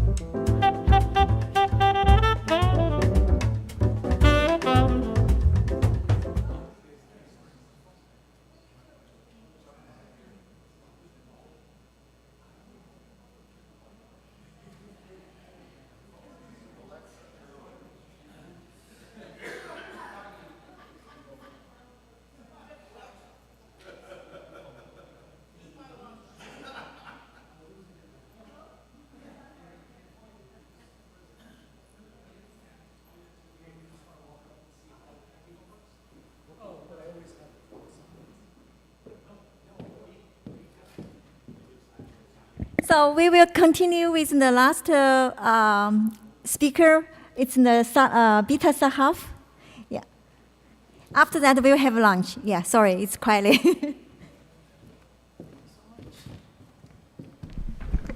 Okay. Hi, everyone. Thank you so much for the introduction. My name is Bita. I was a postdoc in the lab starting 2001 until 2006, and then I've been sticking around still. Louder? Really? Okay. Yeah, I'm going to speak much louder. So I'm going to talk to you a little bit about the correlative science unit that has been established at Stanford in 2017 by doctors Crystal Mackel and David Miklos to ensure biomarker studies, at least when it comes to CAR T therapy. So the title will be the biomarkers of CAR T cell clinical responses in DIPG and lymphoma. So I will go through a little bit of how the Cancer Correlative Science Unit and its operation as a platform for translational research, and then I will continue with two vignettes regarding the trials that are going through the unit and the translational research that we are doing. One of them, GD2 CAR biomarker study, which exemplifying a solid tumor trial, and the other one is DLBCL. Just a little overview regarding the CCSU. Our operation is actually a very pivotal point, and it's an organization infrastructure that is necessary to optimize collaboration between the different teams that are involved here in the iterative cycle of translational science that we have set up at Stanford Cancer Institute. So what our main function is to produce, to get the specimen that are coming from CAR T trials mostly at Stanford and make data, publish papers, and the data will feed into the fundamental research designing the next generation CAR. So the CCSU assays spanning over different types of tissues, everything from serum, PBMC, tumor biology. The assays are everything from serum cytokine determination, digital droplet PCR, Sahaf, Cytex, the regular assays, as well as epigenetic determinations by ATAC-seq, and also single-cell RNA-seq. Just to give you an overview again, we want to cover as much as possible and as many specimens as possible and in different levels, and to get as much information as possible from the patient. My role, or the CCSU's role, is to be a balance actually between development of innovative assays and assay standardization. So we do want to have a standardized assay so we can compare all the different clinical trials to each other. At the same time, we do want to be at the edge of science, the cutting edge of science, and to be able to be relevant. So the first thing we did, of course, coming from Herzenberg lab, was to set up high-dimensional flow cytometry assay, enumerating CAR T cells in real time in patients. We call it CARFAX, and the method is validated operation, and was the first assay that we operationalized. The number of detectors is totally as a function of all the CAR T trials that are covered by CCSU, and everything from B7H3 for solid tumors, BCMA and CAR22, as well as Yescarta and CAR1922 bispecific CAR. Just to mention a little bit of how we operate, there are many samples coming through the lab, and we have specialists that are working on the samples on a daily basis. At the end of the day, all the data is correlated into the different projects. This figure is showing you basically the number of all the samples coming in real time into the unit and is processed for enumeration of different CAR types. It's dispersed through different trials and that are relevant at that time. The other assay that is that we are focusing on is, of course, single-cell RNA-seq using 10x platform. Again, we are doing it for different trials and at different time points. Now, just to show you how we are using all these methods that are established, standardized, and how do we use this in real time? I'm just going to give you 2 vignettes of the projects that we are working on right now. And what I'm showing you is all published, but happy to discuss as you want. So first vignette is a solid tumor platform that we are working on, and it's pertaining to GD2 CAR T-cell therapy for H3K27 mutated diffuse midline gliomas. Now, just a little bit of introduction. The DIPG, or diffuse intrinsic pontine glioma, and other H3K27 mutated diffuse midline gliomas are universally lethal CNS tumors. They occur mostly in children and young adults. Average life expectancy is unfortunately only 10 months from diagnosis, and 5-year survival is less than 1%. So the way this solid tumor was attacked was through a so-called a GD2 CAR, which is depicted here. As you can see, there is a CFV of 14G2A antibody targeting the GD2 protein on the tumor cells with 4-1BB costimulatory factor and intercellular CD3 zeta signaling. So this CAR was produced, manufactured at Stanford. Very briefly, I'm sure you know all about this, but so very briefly about the process is that the PBMC were collected via apheresis, and GD2 CAR T cells were manufactured using closed system Clinimax Prodigy. Basically, CD4, CD8 T cells were selected, transduced with the construct that I just showed in the previous page, and the GD2 CAR T cells were expanded for 7 days in presence of recombinant IL-7 and IL-15 plus dasatinib to improve fitness of the cells during this period. Now, the patients, besides giving the cells and the apheresis, they went through an LD chemo, and then at day 0, which was the first IV infusion, and the monitoring started before and after this for 28 days. At the end of this period, day 28, there was an option to receive an ICV CAR T infusion, which majority of the patients actually agreed to.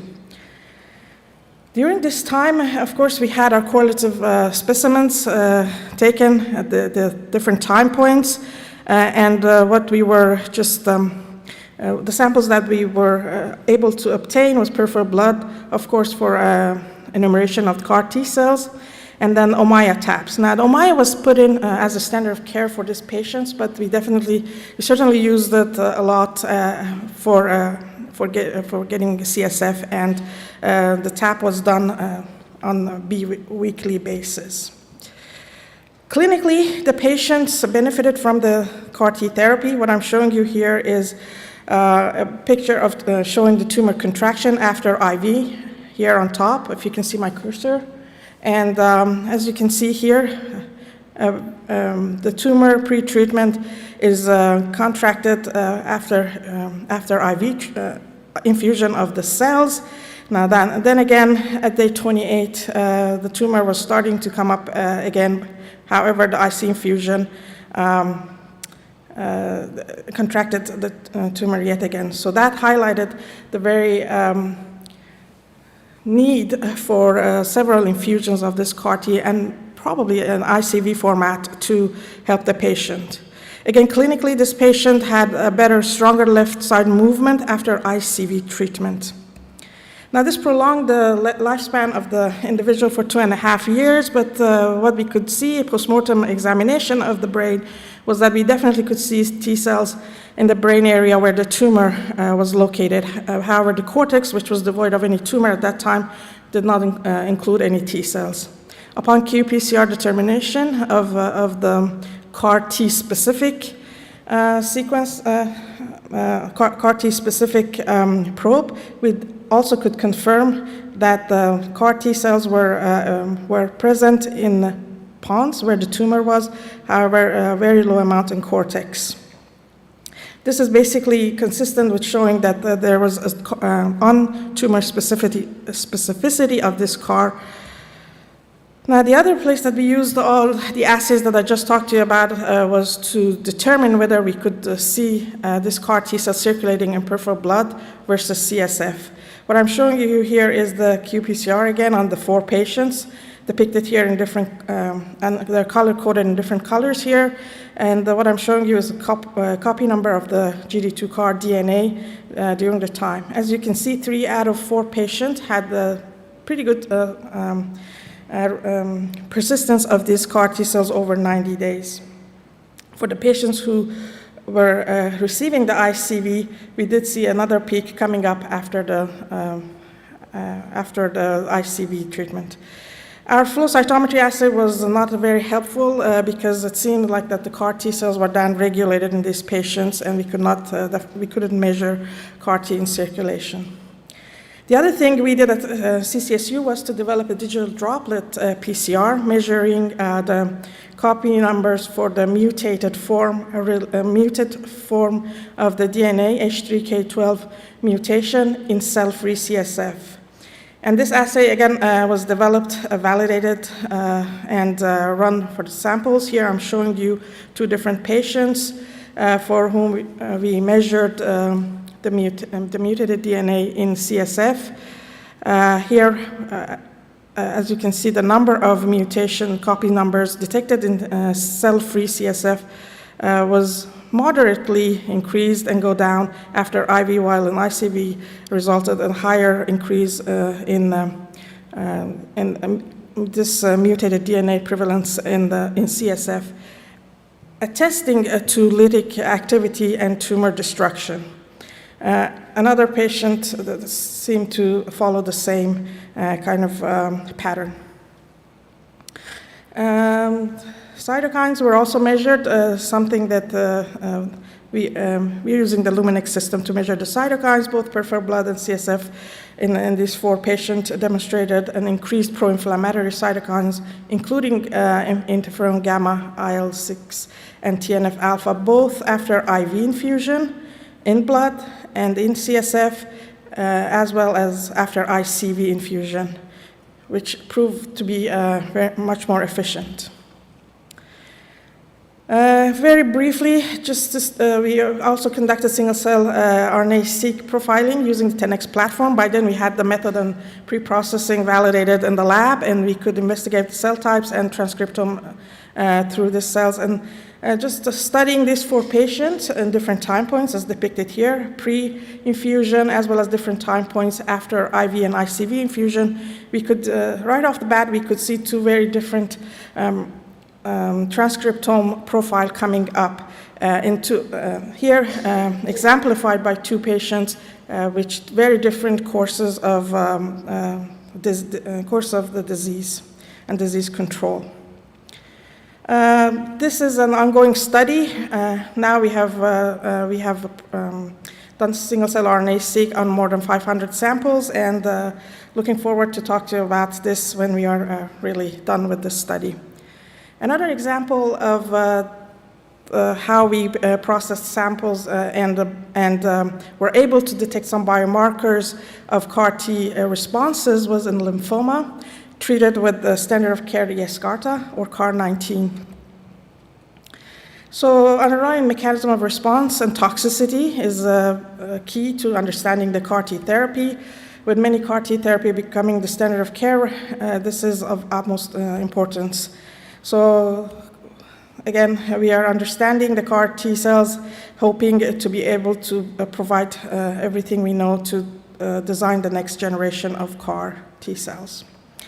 Axi-cel is an effective CAR T therapy for patients with large B-cell lymphoma. Again, the process starts, as I described it before, with the leukapheresis, and this time we have a CAR-19. We have a CAR-19 CAR T that is being probe that is used to transduce the cells with the CD28 and the CD3 zeta motifs. Now, on day 0, the infusion product includes at least 40% of CAR T cells. Early expansion around day 2, we can see a considerable expansion of these T cells. The peak expansion is considered to be at day 7, while late expansion at day 21, by which day we really don't see much of the tumor around anymore. Now this, so the CAR T cells, of course, targets the tumor, and this data was already published in 2018 for ZUMA-1 with 80% overall response and 58% complete response, and later on in 2020 was also confirmed in real-world example of the trials with many more patients included, again showing 82% overall response and 64% complete response rates. Now, what is happening basically is kind of seen in this cartoon that the CAR T cells are given in low numbers when the tumor burden is high, and so the CAR T cells will activate and proliferate, producing many CAR T cells that are wiping out the tumor, basically. But what it means is that at the end of the day, lower tumor burden will mean a lower number of CAR T cells therapy. So one of our main objectives here was to determine how can we have these CAR T cells around and make them survey the immune system for prevalence of these cells. Now, progression-free survival is generally stable after 6 months in ZUMA-1. And so what are the CAR T cell populations that are associated with durable CR, which is defined now here by a response more than 6 months? The other question was, what is responsible for causing neurotoxicity? So to identify a biomarker of these clinical responses and toxicity, we followed 32 patients that underwent commercial CD19 CAR therapy. Here I'm showing you all the metadata, clinical metadata that was obtained here. So discovery cohort contained 32 patients. And so clinically, these patients were assessed at day 30, at 3 months, and also 6 months post-infusion. What we could see here is that this response had nothing to do with previous treatment or the initial disease, and it didn't it did not correlate with age of the patient, ECOG status, and prior therapy. However, what we could see, leveraging our high-dimensional flow cytometry and enumerating the cells in real time, was that we could see some association with max ICANS and CRS. So we developed this so-called CARFAX, car measuring high-dimensional flow cytometry. The first thing we did was we had to validate and show everybody else using qPCR that the results are comparable, and however, we really wanted to use flow cytometry to get a lot more information regarding the phenotype of the cells. So what we showed at the end of the day was when we looked at the 6 months response for these patients and looked at the number of CAR T cells and expansion, what we could see here was that whether patients responded or not had nothing to do with the expansion of CAR T cells. However, what we did see an association with was neurotoxicity. The patient who had ICANS grades 2 to 4 exhibited a higher proliferation of CAR T cells during this time. Next, what we did to even better understand the CAR T therapy was to have Sahaf panel that we again validated at CCSU and machine learning to identify metaclusters at day 7, and found out that there are actually clusters of T cells and that associate with disease control and neurotoxicity at 6 months. So basically, we could see that we could predict for neurotoxicity or a response. So what we did was to apply this the panel to 31 patients now here, both at baseline, day 7 and day 21. Next thing we did was to pick a few patients and determine different clusters based on the presence or absence of quite a few number of markers on the surface of these cells. And then we had this algorithm trained on the few samples and applied the algorithm to many more patients. And what we saw was, that we identified 2 metaclusters. Here shown metacluster 3 and 6 in blue, showing that a subpopulation of CD4 positive, Helios positive, 27 positive, and corresponded with higher risk of progression. Oopsies, okay, here we go. So, basically Treg like cells corresponded with high risk of disease progression and low risk of neurotoxicity, while metaclusters 3 and 6 here in blue associated with lower risk of disease progression, and these cells were determined to be CD4 positive, 57 positive, as well as CD8 and positive for CD57. Now, these cells also exhibited different other markers, as we could see, as depicted here in this figure. So metacluster 3 and 8, for example, were very distinctly different in CD39, which is a known exhaustion marker, and very distinctly, they also included the differences in expression of other markers, which we are trying to understand at this time. So at day 7, we also found out 3 other CAR T cell now. So CAR T positive T cells to associate with clinic response and severe neurotoxicity. Can show you here that in blue, again, depicting the complete response versus patient group with progressive disease in red.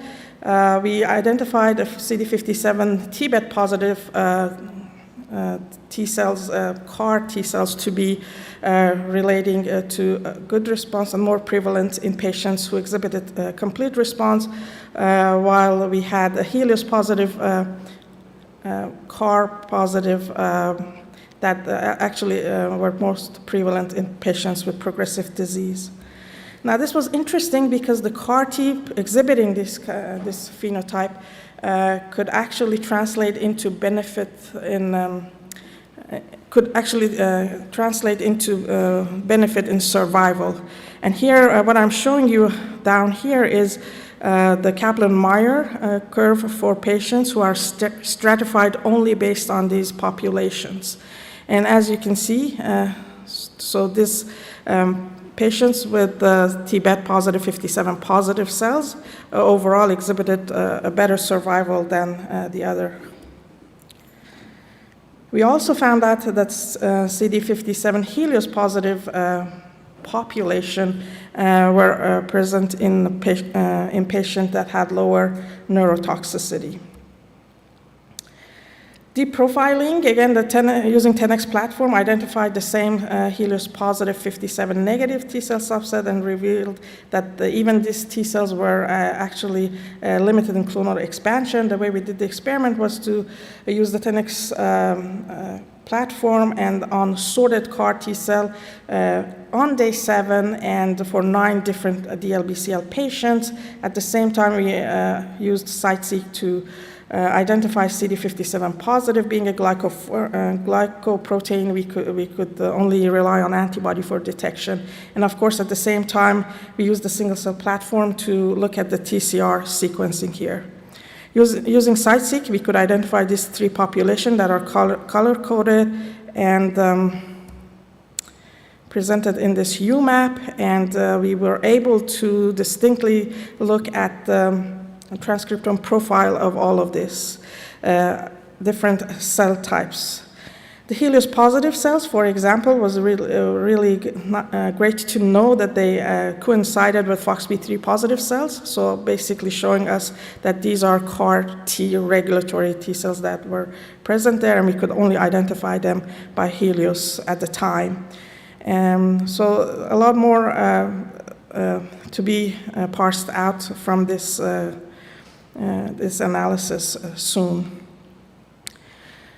Generally, what this data showed us was, so looking at this volcano plot of differentially expressed transcriptome and genes between the 2 populations of CD57 positive and Helios positive, we can see that they express very different types of proteins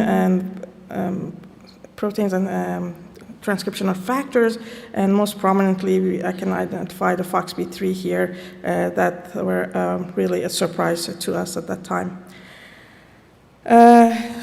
Just very briefly, and the last thing I'm going to mention is that these T cells, the 57 negative Helios positive cells, further showed really low clonal expansion in the patient. And so this is, again, very exciting for us to understand why those cells are at all there, and what can we do to help the patient and to exhibit better prognosis for this therapy. So if I, okay. I'm gonna just skip a little bit. I'm gonna go to conclusions. So basically, we identify biomarkers of poor disease control to be CD4 positive, 57 negative, and Helios CAR T cells. And these cells were shown to be clonally unique. They also demonstrated hallmark features of regulatory T cells. In contrast, CD4 innate positive population that expressed TBET, they were comprised of clonally expanded cells with high cytotoxicity potential. Just want to show you the team. So this was all these studies were run through CCT, Cancer Correlative Science Unit, and many different teams were involved in treating the patient, making the CAR T cells, and also our team to produce all the correlative data. And clinical team, of course, who treated the patients, and here under the leadership of Dr. Crystal Mackel and Dr. David Miklos. And just to show you the actual CCSU team this is my team that we're working on all of these projects. So yeah, very happy to have us being helpful in this way. And I should mention this all were, of course, I'm sticking around in Stanford for 20 years now, but I started as a postdoc in the Leon Lin's lab in 2001, and has been a pleasure ever since to be able to convey all the translational research and excellence in correlative science as much as I can, even though my speech is not as excellent as that, but the work is. Thank you so much for your attention, and with that, I'm more than happy to take any questions.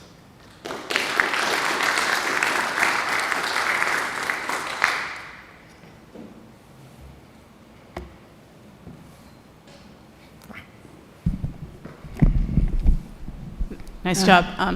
Going back to the first part, it seems like it's a very rich experimental system because you have an intervention of trying to deliver therapeutic T cells into CNS, right? And you have a lot of variability, I guess, into whether the CAR T cells are represented well in the CSF. And so I think that could be helpful. You know, we're trying in MS to deplete B cells and understand the etiology of the disease. And there's a lot of variability of what lymphocytes are represented in the CSF of MS patients. And so kind of the rules of, when the blood-brain barrier is preserved and when it's not, and, the rules for the cells migrating. Even though you're doing it for a therapeutic purpose, you have all this data. I think it'd be really interesting to look like with that lens of the trafficking and the, trafficking between CSF and blood and lymphatics, right? Nobody knows that much about how that's controlled, I don't think. No, and we were very happy to see that we actually could see T cells at the end of the day in where we needed them, and not really being non-specifically everywhere, or not at all being in the brain. So just overall, I think it's a sad figure, but we do have one of our patients, one of the 17-year-old patient actually, who had a good course of disease, better than most. After 2.5 years, he donated his brain, and that was basically the first time we had a clue. We could, so again, not me, I'm not a clinician, but my clinical colleagues could see benefit in how the patients were behaving, and progression. But again, this was the first time we actually saw a clue and could measure CAR T cells where we saw the tumor.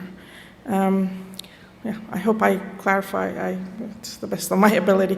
But just to say, this trial is ongoing, and there has been just a couple of instances where we had access to postmortem brain to be able to do this, and the rest remains to be seen. And I'm happy to say that actually, out of 30 patients treated now, the lifespan has extended considerably.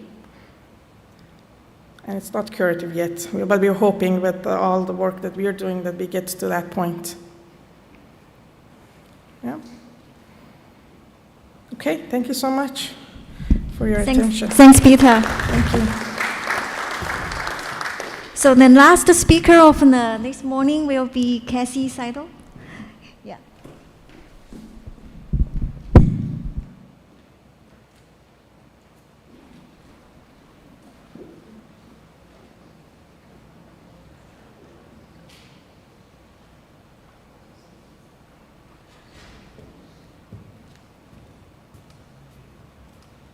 Hello, everybody. I did not realize I was next, or last, for that matter. I knew I was speaking, but I didn't realize when. Obviously, I just got here. Let me see if I can even find. That's right. Let's see if I can even find the talk. I've got the talk. That's right. Let me just find.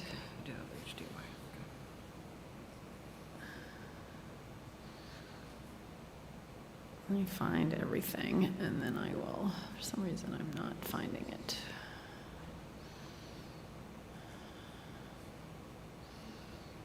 Here we go. Okay. Let me plug this in first. Hold on. Do you have any sound from the computer? I do not have sound. Okay. Not that fancy. Okay. Okay. Now we can start it. Okay. Just give me a minute. I'll switch it up here. Okay, thanks. Well, hi, everybody. Nice to see so many familiar faces, and it's great to be back at Stanford. Hello, Lee. And really great to be here. There we go. Yeah, so I was in the lab. I have a little memory portion, and then I do actually have some science for the work that I'm working on now.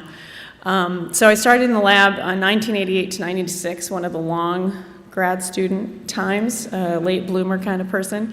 Worked on B1 cells very closely with Lee, single cell antibody repertoire with Aaron over there and Alan, and murine CLL, and as well as innate antibody responses. And I'm probably going to cry. It's going to be, I think, why are we here, right? Because this lab has meant so much to us in our lives, and we really appreciate everything we learned here. So I just have, in my mind, I have many more pictures, but I was digging through photo albums because, of course, they're not digital, and from the time, that I was in the lab, and so they're just kind of random pictures of folks at different times.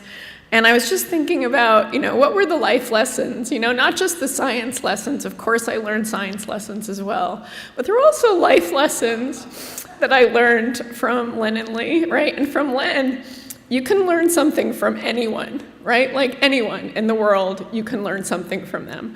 And I have definitely used that in my leadership style, how I interact with people, and I really think about him. I actually do, and I've even talked about him to young interns and stuff that come through the company, and I tell them what an important lesson this was and continues to be for me. Keep an open mind, read a lot. I actually don't follow that, but I know Len read a lot.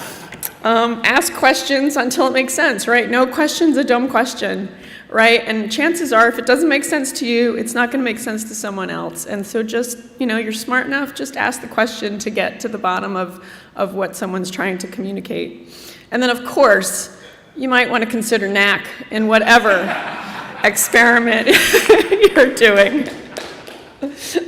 And then life lessons I learned from Lee. Lee used to say to me a lot, you can't see the forest through the trees. And I was like, what does that mean? I don't get what that means. And slowly but surely over many years, I understood what that meant and how my brain works. and how I do need to know the details in order to get the big picture, and that, you know, when I was a grad student, I was struggling with that. I just was not able to see the big picture sometimes. And so, again, also keep an open mind. Look for the non-obvious data connections and the non-obvious hypotheses connections. Try analyzing data different ways. You don't know what you're going to understand from looking at the data in a different way. And then, of course, break paradigms, right? That is a major thing. Like, it's not true. It's what the last data told you. Maybe there'll be some new data that completely breaks the paradigm, and don't be afraid to break the paradigm. And so then, yeah, a couple more pictures from different times, trips to Japan, many postdocs and grad students from Japan, which, you know, now I'm actually working in a Japanese company. I work at Takeda now, and it's just wonderful to have that connection from many years ago, and to understand the culture better because of that experience when I was a grad student. Len and Lee renewing their vows. That was an exciting time. Different people, Mario, Jensu. I don't even have pictures of people. And then, of course, sometimes we went on lab trips and did some fun stuff. And so, thank you, Lee. Thank you so much for creating such a great place to learn. And I'm really excited to be here and to spend time with everybody.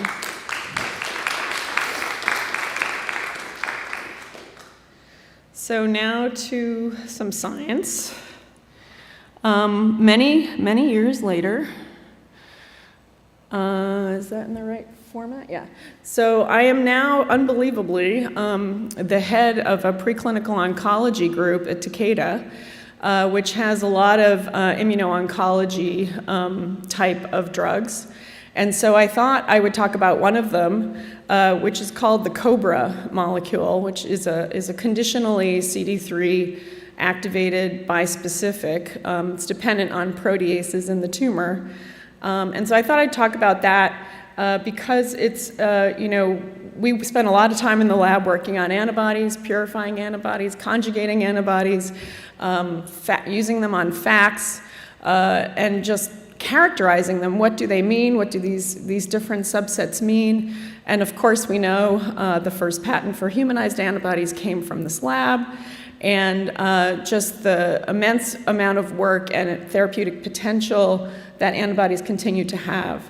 And one of the things that CD3 bispecifics have had is that they cause a lot of CRS. You just heard talk on CAR-Ts. And there's a lot of CRS involved with CD3 bispecifics as well. And one of the things that we'd like to fix is to improve that therapeutic index and to have the CD3 bispecific molecules be activated only in a tumor and be sort of inert when it's not in a tumor. And so this was a problem that a company called Maverick took on. And Takeda actually purchased them in 2021. And that's how this innovative platform came to Takeda and how I came to be able to be fortunate enough to be working on it. We've also more recently purchased a company called Adaptate, which is a gamma delta cell engager company. And I'm not going to talk about that today, but I'm happy to talk about it to anybody who's interested. Very interesting biology with gamma delta cells and their ability to distinguish self away from tumor or distressed cells, which is potentially another way to get at a better therapeutic index. But so back to the COBRA molecules. These take advantage, and a lot of companies have tried to do this actually, knowing that there's more protease activity in tumors. And so could you make something inert, and then when it comes into contact with the elevated proteases in a tumor, that's when they would get cleaved and activated. And so that's sort of the idea, and that proteases tend to be not as predominant throughout the rest of the body unless there's some other kind of biology going on. So what the company did is they made a fairly complicated molecule, actually. It's made of 2 polypeptide chains. One has an inactive cobra, you see in yellow there, with an anti-HSA on the end of it for half-life extension. And that pairs in a VHVL kind of way with anti-CD3 molecules, which are the red circles in the middle. And then there are TAA, tumor antigen, binders on the other ends. And so this molecule is bound together. There are linkers, tricks of linker length and sequence that prevent the CD3 bispecific for coming together in a way, when you don't want it to. And when this gets cleaved, these inactive domains fall off, the HSA falls off, and now the bispecifics flip around, the heavy and light chain, single chain Fs pair, and are able to form an activated CD3. And then, of course, you have now 4 binding sites for a tumor antigen. And so, surprisingly, this works pretty well, at least in preclinical models. And I guess there's all this build here that I forgot about, that activates the T cells kill the tumor, and leads to lots of other things happening in terms of the immune system. And so the idea is that because you're taking advantage of this protease cleavage, that you are going to get a better therapeutic index, and that is in fact what I'm about to show you in preclinical experiments. And so another way to look at the molecule with a little bit more detail is showing, for example, in our TAC186, which is binding EGFR, which is not typically a target you would go after with a CD3 bispecific, because EGFR is expressed all over the body. And so you would expect that to be quite toxic, and has been shown to be toxic. For example, even a cetuximab, which is a blocking antibody, can be toxic on the skin. So, so the CD3, you have the active in the middle there, and then you have these inactive ones down the road, downstream, and the HSA binder. And there's a whole bunch of different conformations. We actually do have a structure, which I can show you, depending how long you want me to talk. It's in the talk. And so it's pretty interesting, the different pairings and what ends up being free and what ends up being constrained. And the trick is really these linkers. The cleavage site is meant to be an MMP9 cleavage site, but quite frankly, a lot of different proteases cleave it. It is not selective as much as we would love it to be. Maverick tried a lot of different sequences there, and ultimately landed on the one that they used, but it was difficult to get any more specificity. And so I already mentioned, or maybe I didn't mention, I mentioned EGFR is expressed everywhere, but it is a validated cancer target. It's elevated on many different tumor types. I recently saw some slides from pancreatic ductal adenocarcinoma, where 80% of the tumor cells are expressing EGFR. So if you can really get away from a therapy hitting the normal cells and causing toxic damage, there is a lot of benefit to being able to eliminate EGFR-positive tumor cells. Doesn't deal with heterogeneity in terms of EGFR-negative cells are likely to not get damaged. There is some evidence of bystander activity, just when you activate T cells in the tumor, that you can enhance additional immune response that's beneficial. But you should be able to target some of the classical mutations that exist in EGFR-positive tumors. And then we know that some tumors are less sensitive to existing cancer immunotherapies, and there's a variety of mechanisms that tumors use to kind of create resistance to even T cell killing.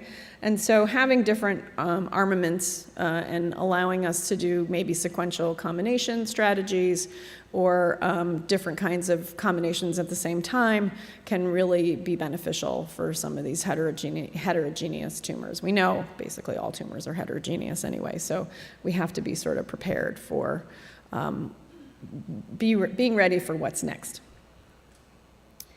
So the molecule itself has these affinities. I won't go into it in terms of the affinities around nanomolar, cross-reacts to human and to cyno. So that enabled us to do some cyno safety studies, which for this kind of modality, we think is absolutely critical to be able to understand what kind of toxicity we're observing. And so the kind of assays that we do are pretty standard T-cell killing assays, where we take T-cells and co-culture with tumor cells that have EGFR positive tumors, and we can see the activity in a T-cell killing assay. And also we get the expected cytokine release, such as interferon, and on some other slides there's some additional molecules. And you can see that in the pre-cleaved, which is red, is much more potent than the non-pre-cleaved. And so what I'll show you is that the activity of this molecule really depends on the presence of the proteases in its vicinity to be able to be active. Otherwise, it's really not very active. And so looking at different models for in vivo assessment of these types of molecules, we landed on either a human PBMC engraftment model or an adoptive human T-cell transfer model. There are some issues, of course, with graft versus host disease, so we have about 6 weeks or so to do the experiment. So we typically implant a tumor, let it grow to about 100 or 200 millimeters, and then adoptively transfer either the PBMCs or the T cells, and then give the molecule to look for its ability to mediate killing. And so we've seen that we've looked at a number of different types of EGFR cell lines, depending on how much EGFR molecules they have, to see how sensitive this molecule is in mediating tumor killing. And we've also correlated that with immunohistochemistry. So the idea being that in the clinic, we'll be able to select patients that have, or at least analyze afterwards in an exploratory fashion, where did we see some efficacy and how did that link to EGFR expression and how does that link to our preclinical data? So here are the 3 models that I was just showing you, and looking at TAC186 at 3 different concentrations. And you can see that the more EGFR per cell, the more potent at lower concentrations, so all the way to the right, the SCC25, even at 4 micrograms per kg, we're getting all the tumors cleared. Whereas for sorry, I said that wrong. On the right, with the high number of EGFR number of per cell, the almost 250,000 EGFR molecules per cell, we need the highest amount of EGFR bispecific to be able to mediate killing of that tumor. When we go to lower amounts, we can get away with we need much more of the bispecific to be able to kill. So in the LOVO, with 8,000 EGFR molecules per cell, you can see that the lower doses of 186 are not really doing much to control that tumor growth. And then there's sort of the medium number of EGFR molecules where the 100 works and the 20 works, but the 4 does not work. And so we've looked at the PK in non-tumor bearing mice and understood its clearance time, and then based upon that, establish additional studies where we look at pre-cleaved and cleaved and non-cleaved material to look at its ability to clear tumor. And you can see that actually the non-cleaved, in this case it's called MVC 101, which is just a different name for TAC186. I should have changed that on the slides.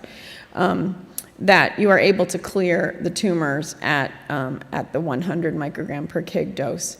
And even the pre-cleaved doesn't do a better job. So this particular tumor has a high, the assumption would be that this particular tumor has a high amount of protease in it.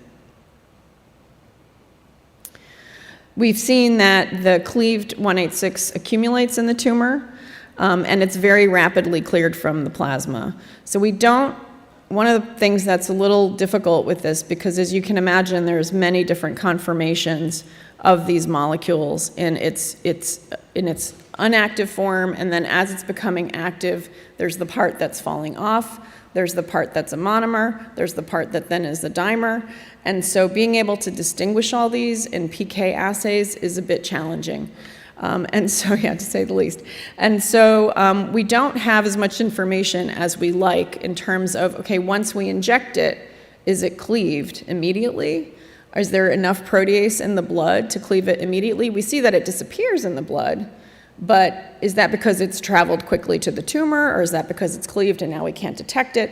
So there's many questions of that nature in terms of exactly how are these molecules working, and what's their PK, and how is that going to relate to its efficacy.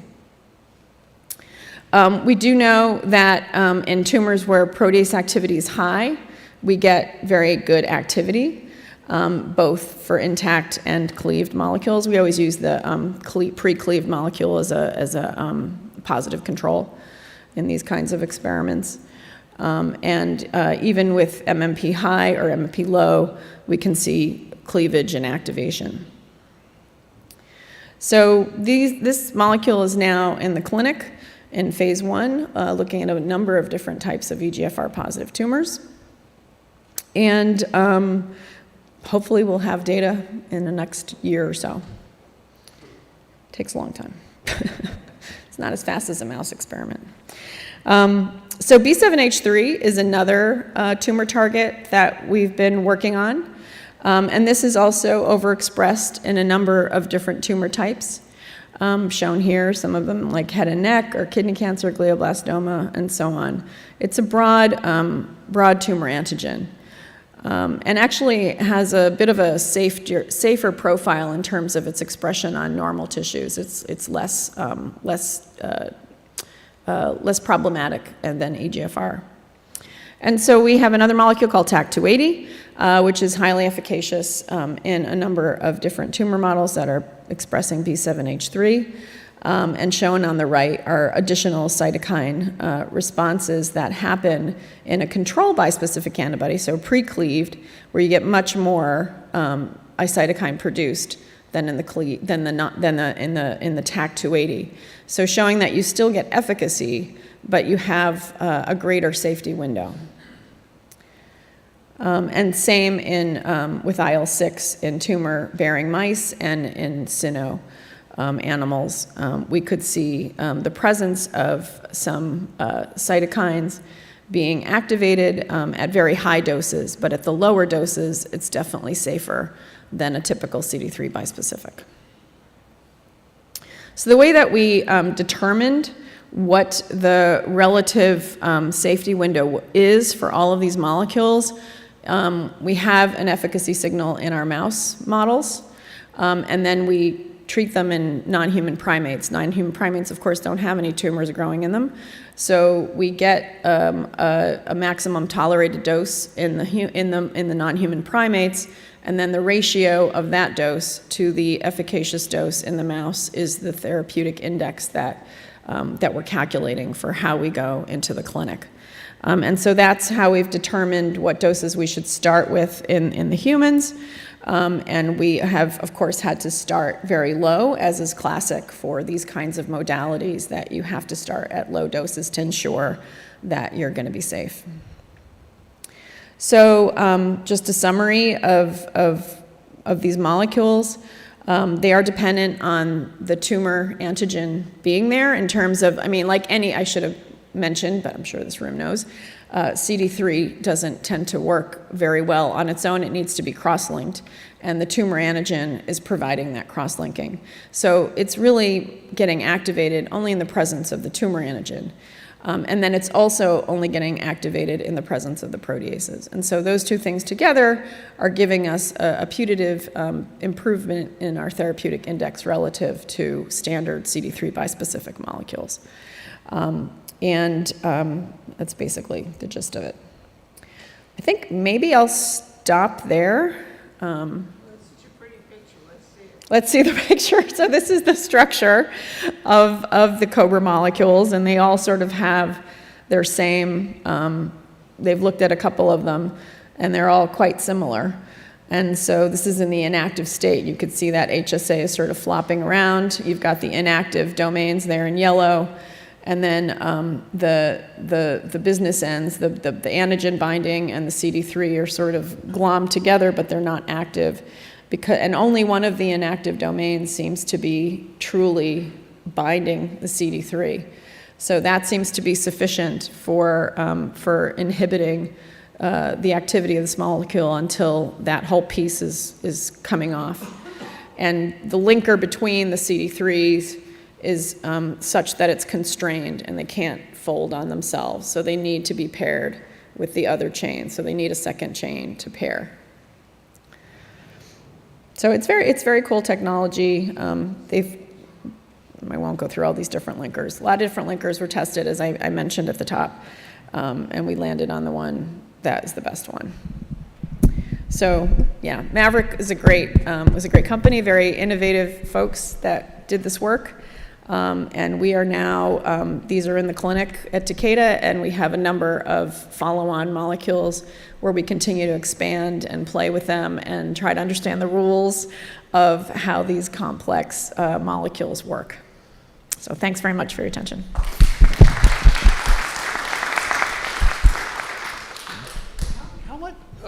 Thank you, David. How much gets into the tumor? There's so many pieces of that molecule, it looks kind of big. So what's the story on that side? You know, that is always the million-dollar question with any drug. We have this really interesting, this will relate, you'll see. We have this interesting small molecule, it's a sumolation inhibitor, and we've done these very cool phase 0 studies with this company called Presage. And they have this SIVO unit where you co-dose the small molecule with the dye into tumors that are going to be excised anyway. And so then you excise the tumors, and then you can see where you gave your drug, and then you can look what happened there. And so for that molecule, we have amazing confirmatory PD data in a tumor that very perfectly matches our mouse work. And in fact, we even identified additional biology on myeloid cells that we didn't even know existed because we hadn't looked. But the question is, do we get that molecule into the tumor? Right, and we don't really, getting that data and getting the biopsies, and I told you all the problems, particularly with the Cobras for PK. So we are working with our imaging team to figure out surrogates. For example, we can look at T-cell infiltration and things like that to see, is there evidence that something happened in the tumor, right? So that's one thing we can do. But in terms of actually measuring active drug in the tumor is something that we are continuing to develop more sensitive assays for, using LCMS methods and things like that. Kathy, David Voringer, I missed you by a year or two. But I thought I'd already solved this problem for these guys. You thought what? I thought I'd already solved the problem for these guys that you're talking about. This is so bizarre. I'm now not with the company that did this, but I developed the technology and worked closely with Jeremiah on measuring. The whole concept was, can you measure the drug in the needle? All right, that's great. But then measuring it at the tumor, how active it is, what are the proteases like, and all those things. And so are they not using the simple Western technology anymore, or? Well, we give this drug IV, right? We're not injecting it into the tumor. So like a Western blot, you mean? Yeah, well, I'll pull the data up, because they had done some posters on some of the clinical work that they did, I guess, before Takeda had purchased them. Yeah. And we had some ideas on it. Like I said, I've left, but I could definitely share what those ideas were, and maybe they're bad ideas, but sometimes they're good ideas. I'm a random idea generator, so every once in a while there's a good one. I mean, there's another thing that we're trying to solve is figuring out how to measure protease activity in vivo. Yeah, exactly. Because we can measure, of course, by IHC, the presence of proteases, but that doesn't mean they're active. Well, so having some kind of probes to measure that. Exactly. Part of the problem is the probes and the antibodies and things like that. What the antibody sees, everybody forgets that an antibody is a horse with blinders on. It only sees what it's targeted to, and so you miss a lot of things when you look at it that way. But yeah, I'd love to talk to you over lunch about this. Happy to. brought up a lot of happy memories. What a coincidence.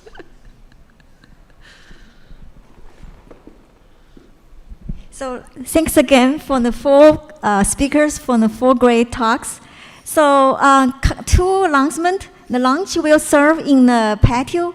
And second, Jenna and John order the gift bag for each participate, but unfortunately they won't available till Monday. So they would like you. So please leave your name and address in the front table, so they will ship to you later. Okay. Yeah. What time to come back? I don't know. Maybe 30 minutes later or 1 hour, because we're way behind in the schedule. 30 minutes may be reasonable. Okay, so we come back on 1:40. Okay.